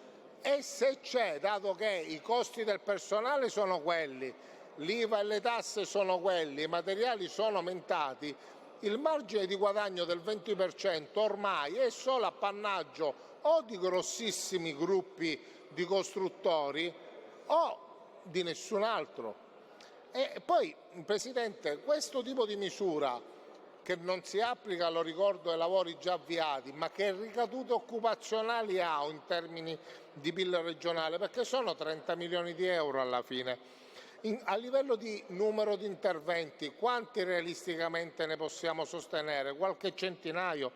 E infine, bene non fare i click day, ma invece di fare le procedure a sportello, che ti trovi tutti quelli che vengono, fanno domanda per poi sentirsi dire che i soldi sono finiti, ma non sarebbe stato più logico andare a costruire dei plafond, dividere il plafond in più sezioni, così che già sapevamo quante e di che importo domande poter accogliere, perché così si creerà confusione, nessun aumento del PIL, nessun intervento a favore delle famiglie più disagiate, perché ripeto, sotto i 20.000 io non ci penso a farmi l'adeguamento sismico, l'adeguamento energetico. Per un paio di pannelli ci vogliono 10-15.000 euro, se faccio un adeguamento sismico, un rinforzo di pilastri, anche più semplice, come una fibra di carbonio, ci vogliono decine di migliaia di euro.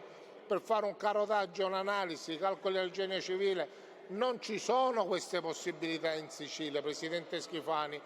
Allora io credo che questa si tradurrà in una norma spot in cui diciamo che vogliamo aiutare le famiglie, diciamo che vogliamo aiutare l'edilizia, diciamo che vogliamo recuperare il patrimonio urbano dei centri storici, dove, le ricordo, il 30% degli immobili è vuoto, in condizione di abbandono, a Messina, a Catania, a Palermo, e sono dati non miei, ma dati statistici alla portata di tutti noi. Quindi io mi chiedo, che senso ha? Non sarebbe stato meglio avviare una seria interlocuzione al governo nazionale e dire chiaramente: abbiamo fatto una sciocchezza a eliminare le agevolazioni edilizie introdotte dal governo Conte, rimettiamole, perché abbiamo paralizzato un paese, le famiglie e le ditte edili che finalmente avevano trovato respiro? Io credo che sarebbe stato molto più serio e avremmo anche evitato di dover postare delle risorse che non daranno alcun tipo di sviluppo alla nostra regione. Grazie. Onorevole Giammona, prego.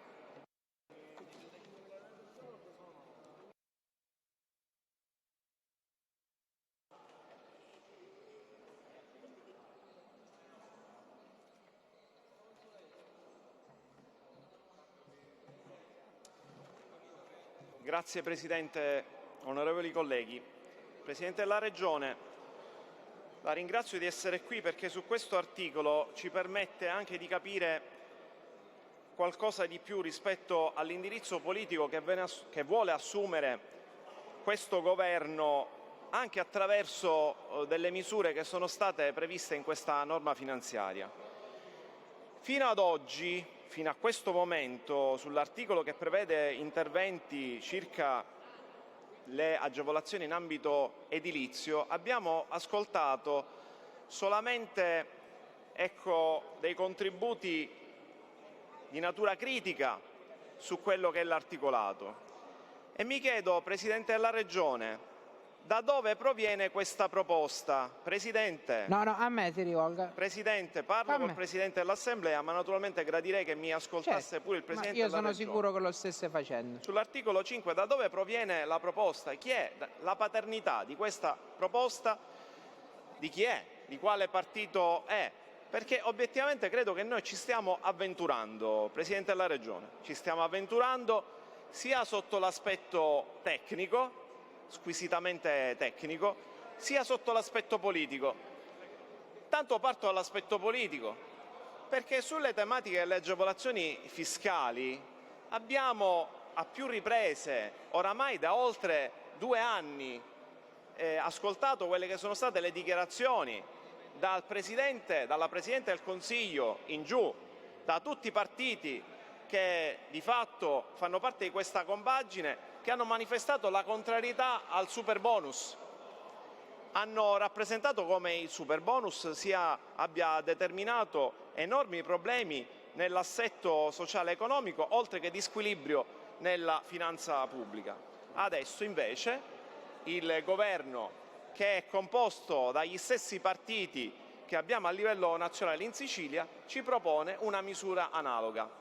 E questo è l'aspetto politico per il quale io vorrei capire, Presidente della Regione, chi difende oggi questo articolo, chi si assume la responsabilità politica di dire all'Aula, di dire ai siciliani: questa è la mia proposta e lo sta portando avanti per questi motivi. Perché altrimenti credo che abbiamo una comunicazione unidirezionale, critica. Invece bisognerebbe capire chi ha proposto questa misura, che dal punto di vista tecnico fa acqua da tutte le parti. Ora, il governo non si è confrontato con i commercialisti. Io ho fatto un passaggio con la conferenza regionale e nessuno sapeva parlare di questa misura. Dico questo perché la normativa a livello nazionale che prevede l'agevolazione è la 449 del 1997, a seguito della quale, e che ad oggi è in vigore e ha previsto l'agevolazione da prima del 36% e ora del 50%, è perfettamente in vigore. E allora io mi chiedo: questa misura che voi volete proporre in chiave regionale è compatibile rispetto a quella che ad oggi è in corso e per la quale sono previste le agevolazioni dalla misura nazionale? Ecco, questa è la prima domanda. O gli utenti o i siciliani sarebbero nelle condizioni di chiedere le medesime agevolazioni sia in Sicilia sia nella propria dichiarazione dei redditi, perché questo, guardate, che non è assolutamente chiaro, diversamente staremo di fronte ad una duplicazione con effetti inquantificabili. Dopodiché ci sono tutta una serie di questioni che dal punto di vista tecnico rendono assolutamente inapplicabile la norma. Ci sono aspetti enormi nell'applicazione dal punto di vista degli immobili, dal punto di vista dei soggetti che ne potrebbero essere beneficiari. Quindi noi obiettivamente, Presidente della Regione, credo che sulla normativa creativa ci sta, ma fino a un certo punto. Credo che ci stiamo avventurando in un campo minato. Al contrario, io ritengo che, fermo restando che vorrei ascoltare da dove proviene e da chi proviene e chi difende la proposta, perché questo politicamente sarebbe molto interessante, sarebbe molto rilevante, quindi sottolineo questo aspetto, rilancio quanto poc'anzi ha detto il collega Cracolici. Andiamo invece a fare cose concrete, cose che possono determinare risposte per la nostra Sicilia. Andiamo a rifinanziare la legge 6 del 2009, l'articolo 33, che prevede i contributi per coloro che appunto vanno ad accedere a dei finanziamenti per la riqualificazione delle nostre aree, dei centri storici e delle aree A. Benissimo, questo credo che sia un segnale concreto. Allora, se sono ritirati tutti gli emendamenti soppressivi, potremmo votare l'emendamento di riscrittura dell'onorevole Cracolici. No? Ha chiesto prima di intervenire l'onorevole De Luca, poi l'onorevole Schillaci, poi l'onorevole Di Pasquale. No, lei è intervenuto troppe volte.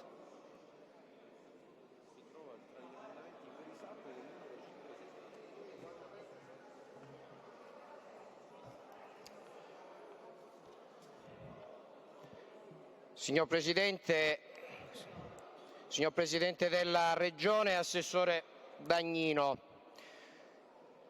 volevo un attimo, se è possibile, la vostra attenzione in relazione a questo articolo, esattamente all'articolo 5, perché avevamo già avuto modo in Commissione Bilancio di fare una valutazione insieme agli altri colleghi in relazione a quelle che è una procedimentalizzazione di un contributo che già in passato è stato applicato e con grande successo.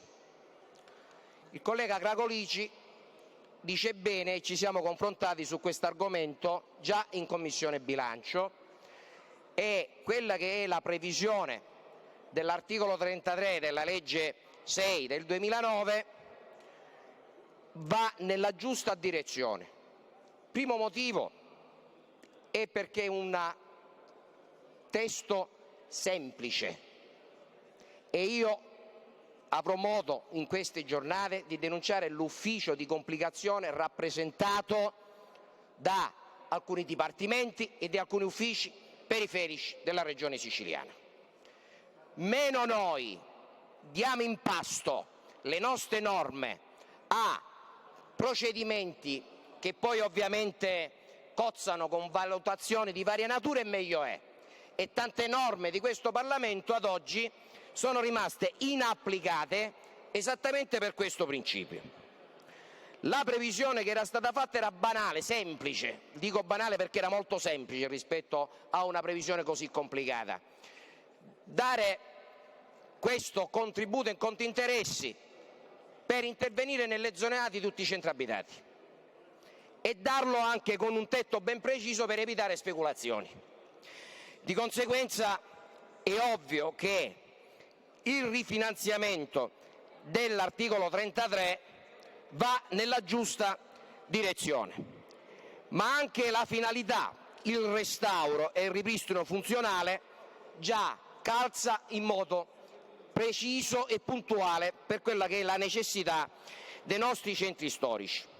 Io abito in un piccolo centro che è tutta zona A e sconta purtroppo il disagio dell'abbandono, e avere delle norme del genere che consentono anche ai fini della salvaguardia della pubblica e privata incolumità, perché ormai la maggior parte di queste unità abitative sono diventate un pericolo, e di conseguenza chi amministra ha anche il problema di dover intervenire con ordinanze per poter anche far fronte con soldi del comune a interventi che si tratta semplicemente interventi per evitare che succeda il peggio. Di conseguenza, signor Presidente, lo dico anche ai colleghi del Parlamento e al Governo, quando qualcosa ha funzionato utilizziamola. Questa norma ha funzionato, quindi le risorse che sono state destinate per l'articolo 6 e per l'articolo 5 destiniamole per rifinanziare questa norma. Quella che è stata la scelta politica del Governo viene rispettata, ma viene inserita comunque in un procedimento legislativo che già ha dato un grande riscontro e può mettere nuovamente in moto un minimo di intervento economico-sociale nell'ambito dei centri abitati zona A. Grazie. Grazie onorevole De Luca.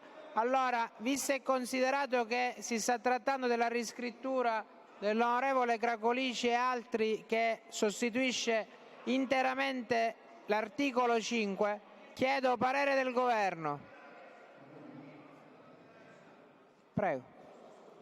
Grazie Presidente, e mi rivolgo anche non solo a lei Presidente ma anche ai colleghi, perché il dibattito è molto serrato sull'abbattimento degli interessi o sui contributi a fondo perduto per la ristrutturazione.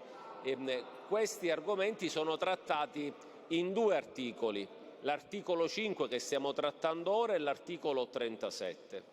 Siccome è intenzione del Governo, perché è una delle norme qualificanti anche della proposta del Governo, poter portarla avanti, io chiederei, se l'Aula è d'accordo, una sospensione sia sull'articolo 5 che sull'articolo Sospensione 37. non ce n'è, c'è semmai l'accantonamento. Mi scusa Presidente, l'accantonamento e poi il poter trattare sia l'articolo 5 che l'articolo 37 insieme per fare una sintesi congiunta, sia per i contributi a fondo perduto, sia per l'abbattimento del 100% degli interessi per la ristrutturazione delle case. Va bene, allora c'è una richiesta di accantonamento da parte della... E se lo stiamo accantonando? Prego, intervenga, onorevole Di Pasquale. Neanche una volta quando? Nell'ultima mezz'ora? Sto evitando di parlare. Signor Presidente della Regione, assessori, colleghi parlamentari, anche perché il Governo ha individuato un nervo scoperto su questo, che richiede una particolare attenzione, che sono i centri storici.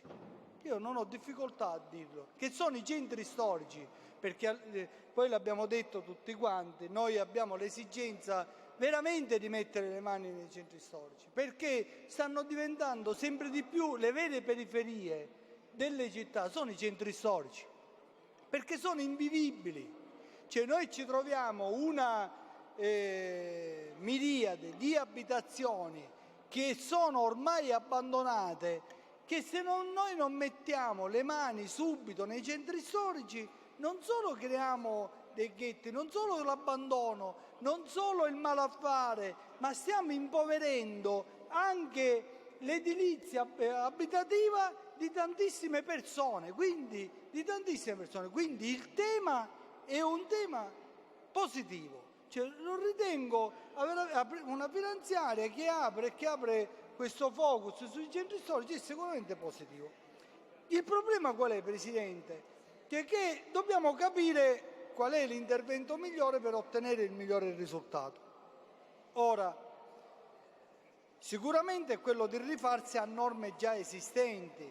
Cracoligi ne ha evidenziata una, che è quella lì dei contributi in conto interessi. Io la ricordo bene quella norma, ha un significato, certo i tempi di oggi rispetto a ieri sono diversi per quanto riguarda il costo del denaro. Cioè, allora gli interessi erano molto più alti, ora sono più bassi, ma sicuramente è una norma che ha un significato. Io mi permetto di ricordare all'Assemblea, perché qualcuno c'era anche nel 2015, che noi abbiamo anche un'altra norma, che è la 13 del 2015. Io vi prego nel frattempo di attenzionarla, lei c'era in aula,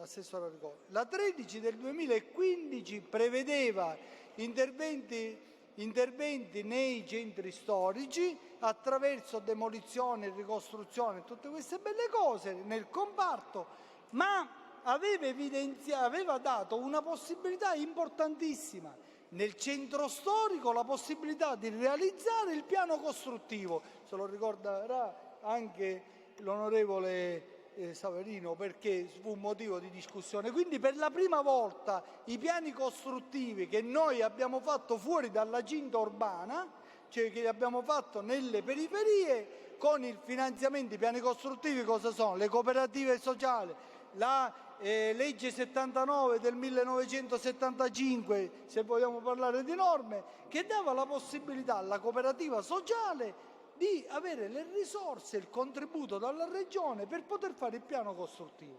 Quella norma cosa ci mette in condizione? Di avere il contributo per il piano costruttivo, Presidente, per farla nel centro storico, perché un intervento edilizio nel centro storico è un intervento edilizio importante, molto oneroso. Cioè noi non dobbiamo pensare solamente al contributo in conto interessi, questo lo facciamo rifinanziando la legge che ha detto appunto l'onorevole Cracoligi, ma abbiamo la necessità di dare anche qualche intervento in più. Quindi il mio suggerimento è di finanziare anche l'articolo che prevede i piani costruttivi della legge 13 del 2015 secondo le modalità della legge 79 del 1975. Cioè noi diciamo che le cooperative edilizie nei centri storici si fanno in base a quello che era quella norma e ci gli mettiamo i soldi e apriamo una nuova maglia che avevamo previsto nel 2015 noi tutti, io, Assenza, Aricò, Savarino, c'eravamo noi tutti, l'abbiamo votata tutti all'unanimità. Quindi io nella riscrittura inserirei anche questa possibilità e facciamo questo esperimento. Non so se sono stato chiaro.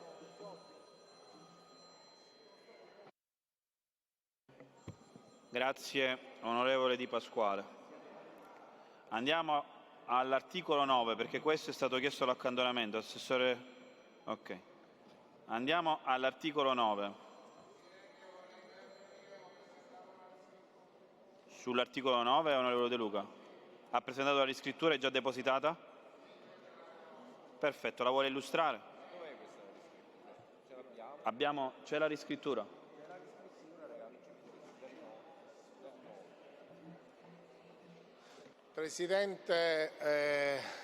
Presidente Schifani e Assessore Faraoni, io vi chiedo veramente un momento su questa norma di grande attenzione perché si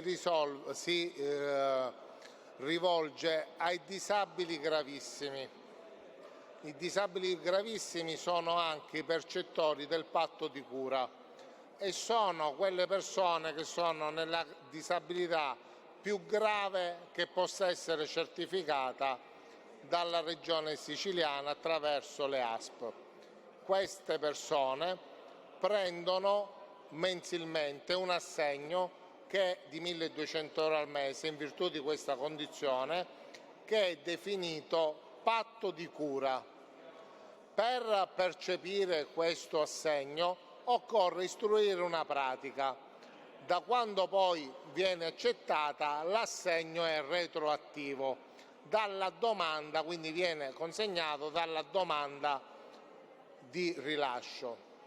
Prima c'era una finestra annuale, cioè tu dovevi presentare una volta nell'anno questa domanda, poi l'anno successivo ti veniva accolta la pratica e ti davano i 12 mesi di assegni indietro. Questo cosa comportava? Che il disabile gravissimo e i suoi familiari, avendone diritto, presentavano una domanda per avere questo assegno e dovevano attendere 12 mesi per poterlo percepire. Chi lo presentava appena scaduto il termine di presentazione delle domande. Comunque un massimo di 11-12 mesi. Se lo presentavi invece il mese prima attendevi un mese. Allora nella scorsa legislatura che abbiamo fatto? Abbiamo introdotto la doppia finestra 30 giugno e 31 dicembre. In questo modo un disabile gravissimo che presenta la domanda o nel primo o nel secondo semestre attende al massimo per percepire l'assegno a cui ha diritto 6 mesi. Io comprendo che questo comporta un aggravamento delle procedure negli assessorati, ma l'articolo 9, per come è stato presentato, comporterebbe che queste persone affette da disabilità gravissima potrebbero nuovamente presentare la domanda massimo una volta all'anno in un'unica finestra e nella condizione peggiore chi oggi attende massimo 6 mesi con l'approvazione di questo articolo attenderebbe massimo 18 mesi, un anno e mezzo per ottenere l'assegno del patto di cura di cui ha diritto, Presidente Schifani, i disabili gravissimi. La Regione non risparmierebbe un euro, sarebbe solo meno gravosa la procedura per i nostri assessorati, ma a farne le spese sarebbero i disabili gravissimi e le loro famiglie. Allora noi che diciamo? Togliamo questa cosa qua del 5 quater perché diventa un sollievo amministrativo per la Regione ma un gravissimo appesantimento per le famiglie dei disabili gravissimi perché allunghiamo e di molto i tempi di attesa per percepire l'assegno. Dopodiché è correttissimo invece il secondo comma dove dite alle ASP senza visite, di fare una rilevazione dei soggetti deceduti, perché quello è giusto, si faccia l'accertamento, è inutile fare la visita perché sono disabili gravissimi, purtroppo non possono guarire, possono solo passare a miglior vita, e anzi lì pure offro una semplificazione: si faccia un semplice decreto del Presidente della Regione su proposta del solo assessore alla salute, perché la rilevazione è solo dell'assessorato alla sanità, perché la pratica la istruisce tutta l'ASP. L'assessorato alla famiglia semplicemente eroga l'assegno, ma la gestione burocratica è tutta delle ASP. Quindi da questo punto di vista la mia riscrittura semplifica, aiuta i disabili e alleggerisce il vostro lavoro, per cui vi chiedo veramente condivisione, ma in nome di tutte le famiglie di disabili.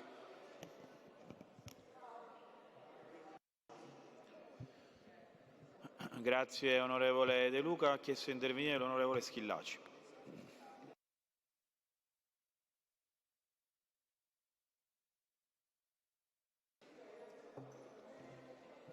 Grazie Presidente, Assessore alla Sanità e Presidente della Regione. Io ho fatto una battaglia in tutti questi anni, Assessore, e confido sulla sua presenza all'assessorato, perché io so che lei è una donna capace, una donna attenta. Io è anni che tento di istituire uno sportello unico sulla disabilità. Era già passato con un ordine del giorno negli anni passati. L'assessore precedente mi aveva raccomandato positivamente sulla riuscita e sull'applicazione di questo ordine del giorno, cosa che non è avvenuta. Oggi mi ritrovo questa norma in finanziaria dove praticamente le famiglie sono chiamate a ulteriori sforzi per un approfondimento da parte delle ASP, ma ci sono delle disabilità che non hanno possibilità di ritorno. Cioè i disabili gravi e gravissimi non hanno possibilità di guarire. Quindi io le chiedo di applicare finalmente, istituire questo sportello unico disabilità, perché è impensabile che ancora oggi le famiglie si debbano destreggiare da un ufficio all'altro, che tra l'altro non è un unico ufficio. Sono più uffici a cui sono chiamati a presentare moduli, istanze e andare, per giunta avendo a carico della propria famiglia situazioni davvero drammatiche. Quindi io chiedo al Presidente della Regione e all'assessore di attenzionare l'emendamento 9.10 che si trova nel tablet e nel fascicolo, che istituisce finalmente con una piccola spesa questo sportello unico della disabilità. Grazie.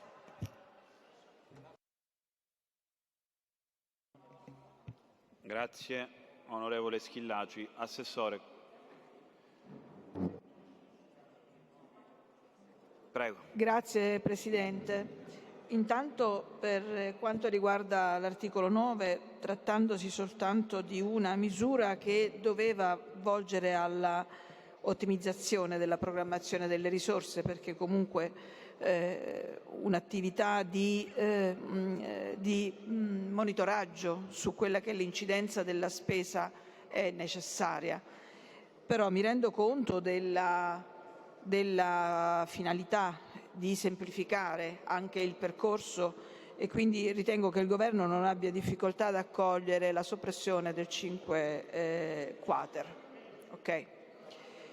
Invece per quanto riguarda la questione dello sportello unico della disabilità, mi permetto di evidenziare che è questa un'attività che deve essere gestita congiuntamente tra assessorato alla salute e assessorato alla famiglia e alle politiche sociali, perché ovviamente le ipotesi diciamo, che possono rientrare nella gestione di una unicità della gestione della disabilità è sicuramente molto integrata tra questi due per la diversità di misure e per anche la sovrapposizione di misure che talvolta abbiamo nello stesso ambito.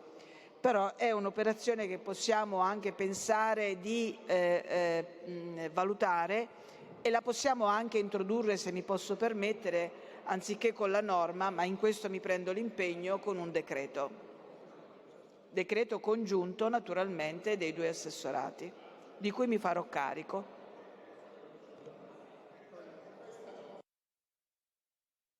Grazie Assessore, quindi possiamo andare a votare.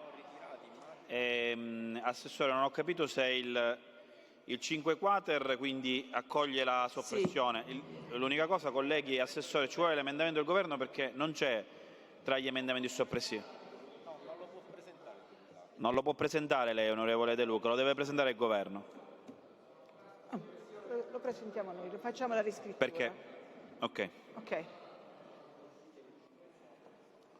Io intanto i soppressivi dell'articolo sono ritirati, onorevole De Luca Cateno, Catanzaro, Lavardera. Li considero ritirati.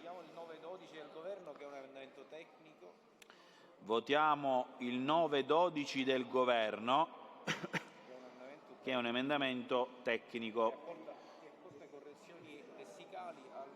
Ok. Vabbè, è un emendamento tecnico. Parere della Commissione sul 9-12, favorevole. Parere del Governo è favorevole. Chi è favorevole rimanga seduto, che contro si alzi. L'emendamento 9.12 è approvato. Il 9.8, onorevole Schillaci, non è ammissibile. Il 9.11, onorevole Chinnici. Il 9.8 non è ammissibile. Non c'è copertura sull'FSC. Onorevole Chinnici, il 9.11 è mantenuto o ritirato?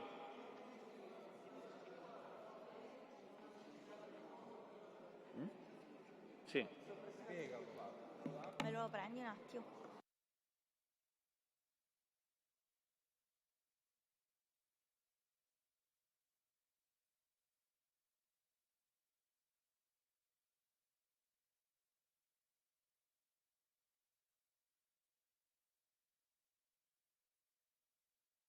Prego, onorevole Chinnici, lo illustri.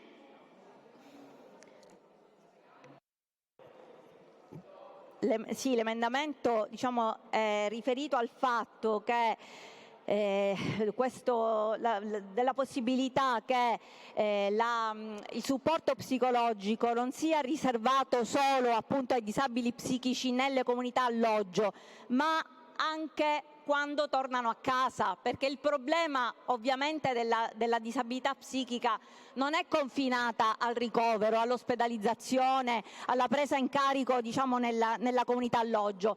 Nel momento in cui il disabile psichico torna a casa ha bisogno ulteriormente di un supporto psicologico. Quindi con questo emendamento noi facciamo in modo che i programmi terapeutici possano essere poi gestiti anche quando il disabile è a carico delle famiglie e le famiglie lo devono gestire, e non ci sia bisogno di un ricovero per poter appunto avere le prestazioni di psicoterapia e di riabilitazione psichiatrica. A noi sembra un punto dirimente fondamentale, e come intergruppo parlamentare sulla salute mentale abbiamo ascoltato, ci sono anche i colleghi della maggioranza che sono a conoscenza. Infatti l'emendamento era firmato dall'intergruppo parlamentare, non solo dal Partito Democratico. Se vedete i cognomi sono quelli di maggioranza e opposizione che compongono l'intergruppo sulla salute mentale, quindi ci sono i colleghi anche della maggioranza. Grazie, onorevole Chinnici. Il parere della Commissione e del Governo sul 9.11. Assessore? C'era il 9.11, l'emendamento dell'onorevole Chinnici, che è firmato dall'intergruppo con più colleghi. Non so se lo ha letto. Ok, se può leggerlo in maniera tale che mi può dare il parere se favorevole o contrario. 9.11. Lo trova sul fascicolo del testo di legge. Nel frattempo è arrivato l'emendamento 9.14 che è soppressivo del comma 5 quater. Sopprime, lo leggiamo direttamente, sopprime il comma 5 quater e al comma 5 quinques sopprime le parole per la famiglia, dà per la famiglia, ha sentito l'assessore regionale. Quindi queste sono le modifiche del parere della Commissione sul 9.14. Presidente Dayton. Il Governo è favorevole. Favorevole. È del Governo. Parere del Governo sul 9.14 è favorevole perché è stato firmato dal Governo. Metto in votazione il 9.14, chi è favorevole rimanga seduto, che è contrario si alzi. Il 9.14 è approvato. Assessore Faroni, se mi dà il parere sul 9.11 lo pongo in votazione.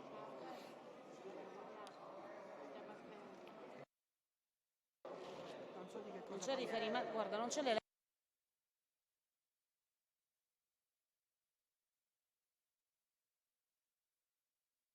Assessore, è favorevole? Assessore, è favorevole?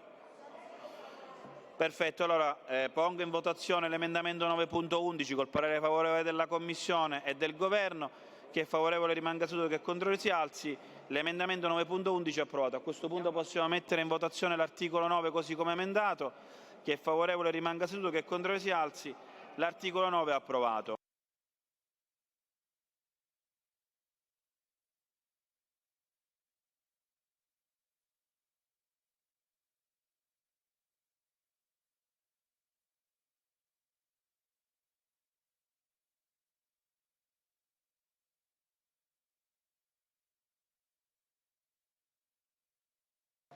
Colleghi, è arrivata alla Presidenza la riscrittura dell'articolo 6.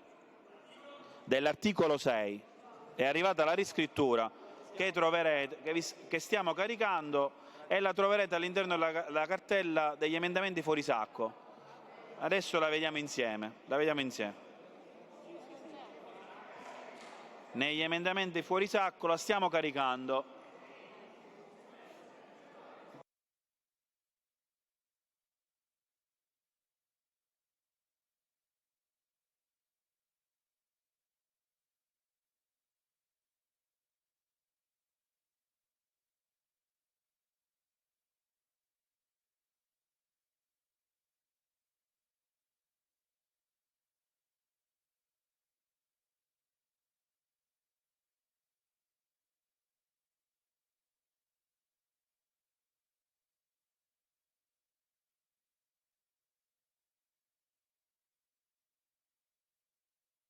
Colleghi, allora, la riscrittura dell'articolo 6 è all'interno della cartella emendamenti fuori sacco 6.gov. Assessore, la vuole illustrare la riscrittura? Sì, grazie Presidente. La riscrittura recepisce gli emendamenti che sono stati presentati da alcuni deputati che sono poc'anzi intervenuti, assicurando però che non vi sia un'esigenza di maggiore copertura finanziaria.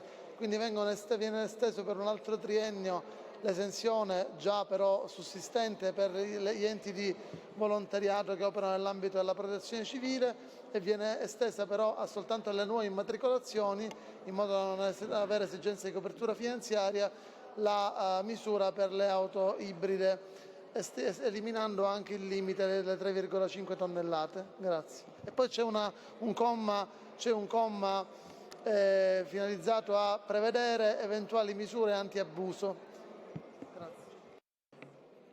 Colleghi, ho gli interventi in ordine di richiesta dell'onorevole Sunseri, Varrica e Catanzaro. Prego, onorevole Catanzaro. No, Presidente, io non ho nemmeno parlato sul 6. Penso che l'Aula si sia determinata cercando di fare comprendere all'assessore che c'erano delle cose che non andavano. Per quanto mi riguarda, così com'è riscritto, già annuncio adesso, in questo preciso istante, se i miei colleghi come dire, perché non è cambiato nulla, il comma 3 c'è tutto. Io chiedo in questo momento il voto segreto su questa riscrittura, così evitiamo di continuare a parlare, perché altrimenti questa sera stiamo cercando di prendere in giro l'Aula, il governo vuole fare melina, noi vogliamo andare avanti, ci siamo stancati. Quindi io, signor Presidente, se lei me lo consente, non ho parlato, voglio chiedere in questo preciso istante il voto segreto, perché così la evitiamo, le prese in giro non servono. Onorevole Catanzaro, ancora non l'ho posta in votazione, gli interventi Zunzere e Varrica sono confermati? Onorevole Varrica, prego. E poi risponde alla fine, Assessore. Prego, onorevole Varrica. Assessore Dagnino, mi scusi, ma lei fa una riscrittura per accogliere delle osservazioni di alcuni colleghi e poi fa marcia indietro su un emendamento del governo che aveva fatto per una volta un ragionamento di opportunità sul comma 3. Onorevole Varrica, se ha finito l'intervento, sì, faccio rispondere l'assessore. Prego, allora, Assessore. io sono convinto in buona fede, però dico, se non sono convincente ditemelo, non c'è problema. Io avevo presentato l'emendamento soppressivo del comma 3. Però l'avevo presentato, come si è detto, come avevo credo anche annunciato, per scansare ogni possibile equivoco. Però in questo testo è rimasto, per me lo possiamo risopprimere, però vorrei chiarire il motivo. Il comma 3, a mio avviso ampiamente travisato, cosa dice? Riduce il godimento dell'esenzione, non estende. Mi spiego, lo leggo giusto per dare chiarezza anche della buona fede originaria. Io avevo annunciato, lo possiamo eliminare perché poi si potrebbe anche recepire nel decreto. Dice così: per le autovetture e gli altri autoveicoli leggeri immatricolati nel 2026 provenienti da altra regione o provincia autonoma, la riduzione e l'esenzione previste dal presente articolo operano limitatamente al periodo residuo che intercorre tra la data di ingresso in regione e il termine dell'ultima annualità interessata dalla riduzione. Io sinceramente non ho compreso per quale motivo questo comma sia stato inteso nel senso che sappiamo, ma è un comma che limita. Avevo presentato il soppressivo, devo dire è stata una mera questione che sarebbe stato utile presentare adesso. Se lo si ritiene, presento subito un sub per eliminarlo, però a riprova della buona fede originaria. Questo è un comma che limita a chi viene da altre regioni, non estende. Io lo leggo così: se c'è una diversa lettura possiamo immediatamente presentare un sub per eliminarlo. Non è una norma ad personam in alcun modo e non lo è mai stata sin dall'origine, quindi è solo a riprova della buona fede originaria.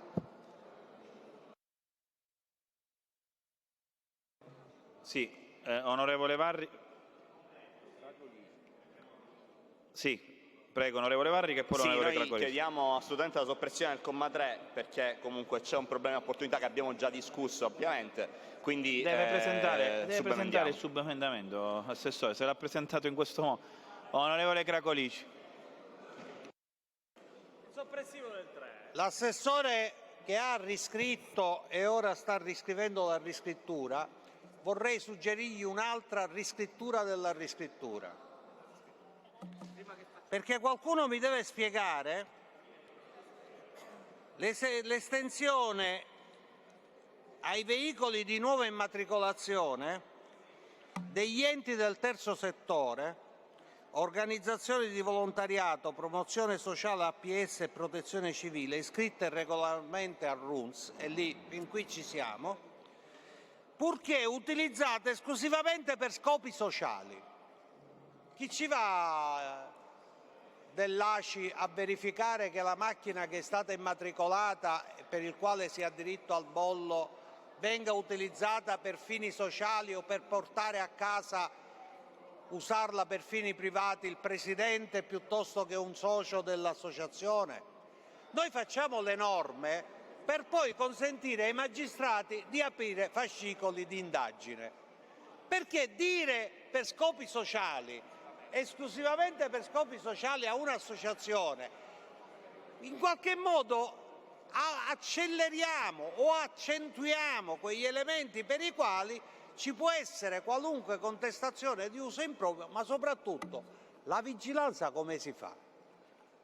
Qual è l'organo che va a verificare che la macchina dell'associazione Onlus di Cracolici non serve per per trasportare il presidente Cracolici a casa propria o per andarsene in vacanza? Ecco, le norme fantasia che spesso vengono scritte senza valutarne gli effetti, e un governo che non ha il rigore di valutare le norme fantasia producono queste contraddizioni. Io credo che questa è una norma che così com'è non si può applicare. Ecco perché condivido la richiesta del collega Catanzaro e ognuno si assume la responsabilità. Io ci voto contro alla norma, punto e basta. Che più scriviamo, più peggioriamo. Grazie. Le norme vanno fatte semplici, comprensibili anche agli analfabeti, come spesso qui dentro ce ne sono tanti. Grazie onorevole Cracolici. Assessore, al riguardo condivido l'intervento che ha fatto l'onorevole Cracolici al riguardo. Condiviso anche da parte del governo. Quindi dobbiamo, possiamo eliminare il perché riferimento purché utilizzate, perché sono, diciamo, come dire, in ripsa, una superfetazione, chiamiamola così. E quindi lo togliamo? Sì. Quindi nel sub possiamo anche... Antonello ha tolto la...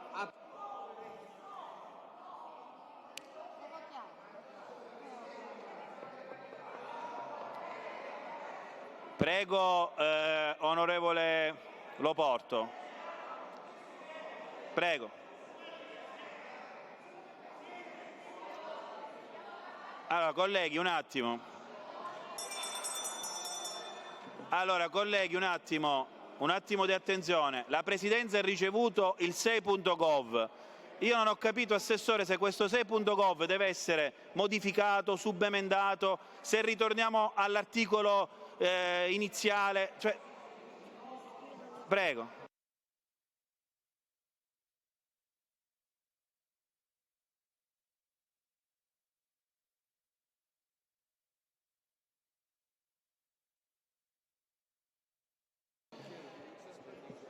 La seduta è sospesa per 5 minuti. La seduta è sospesa.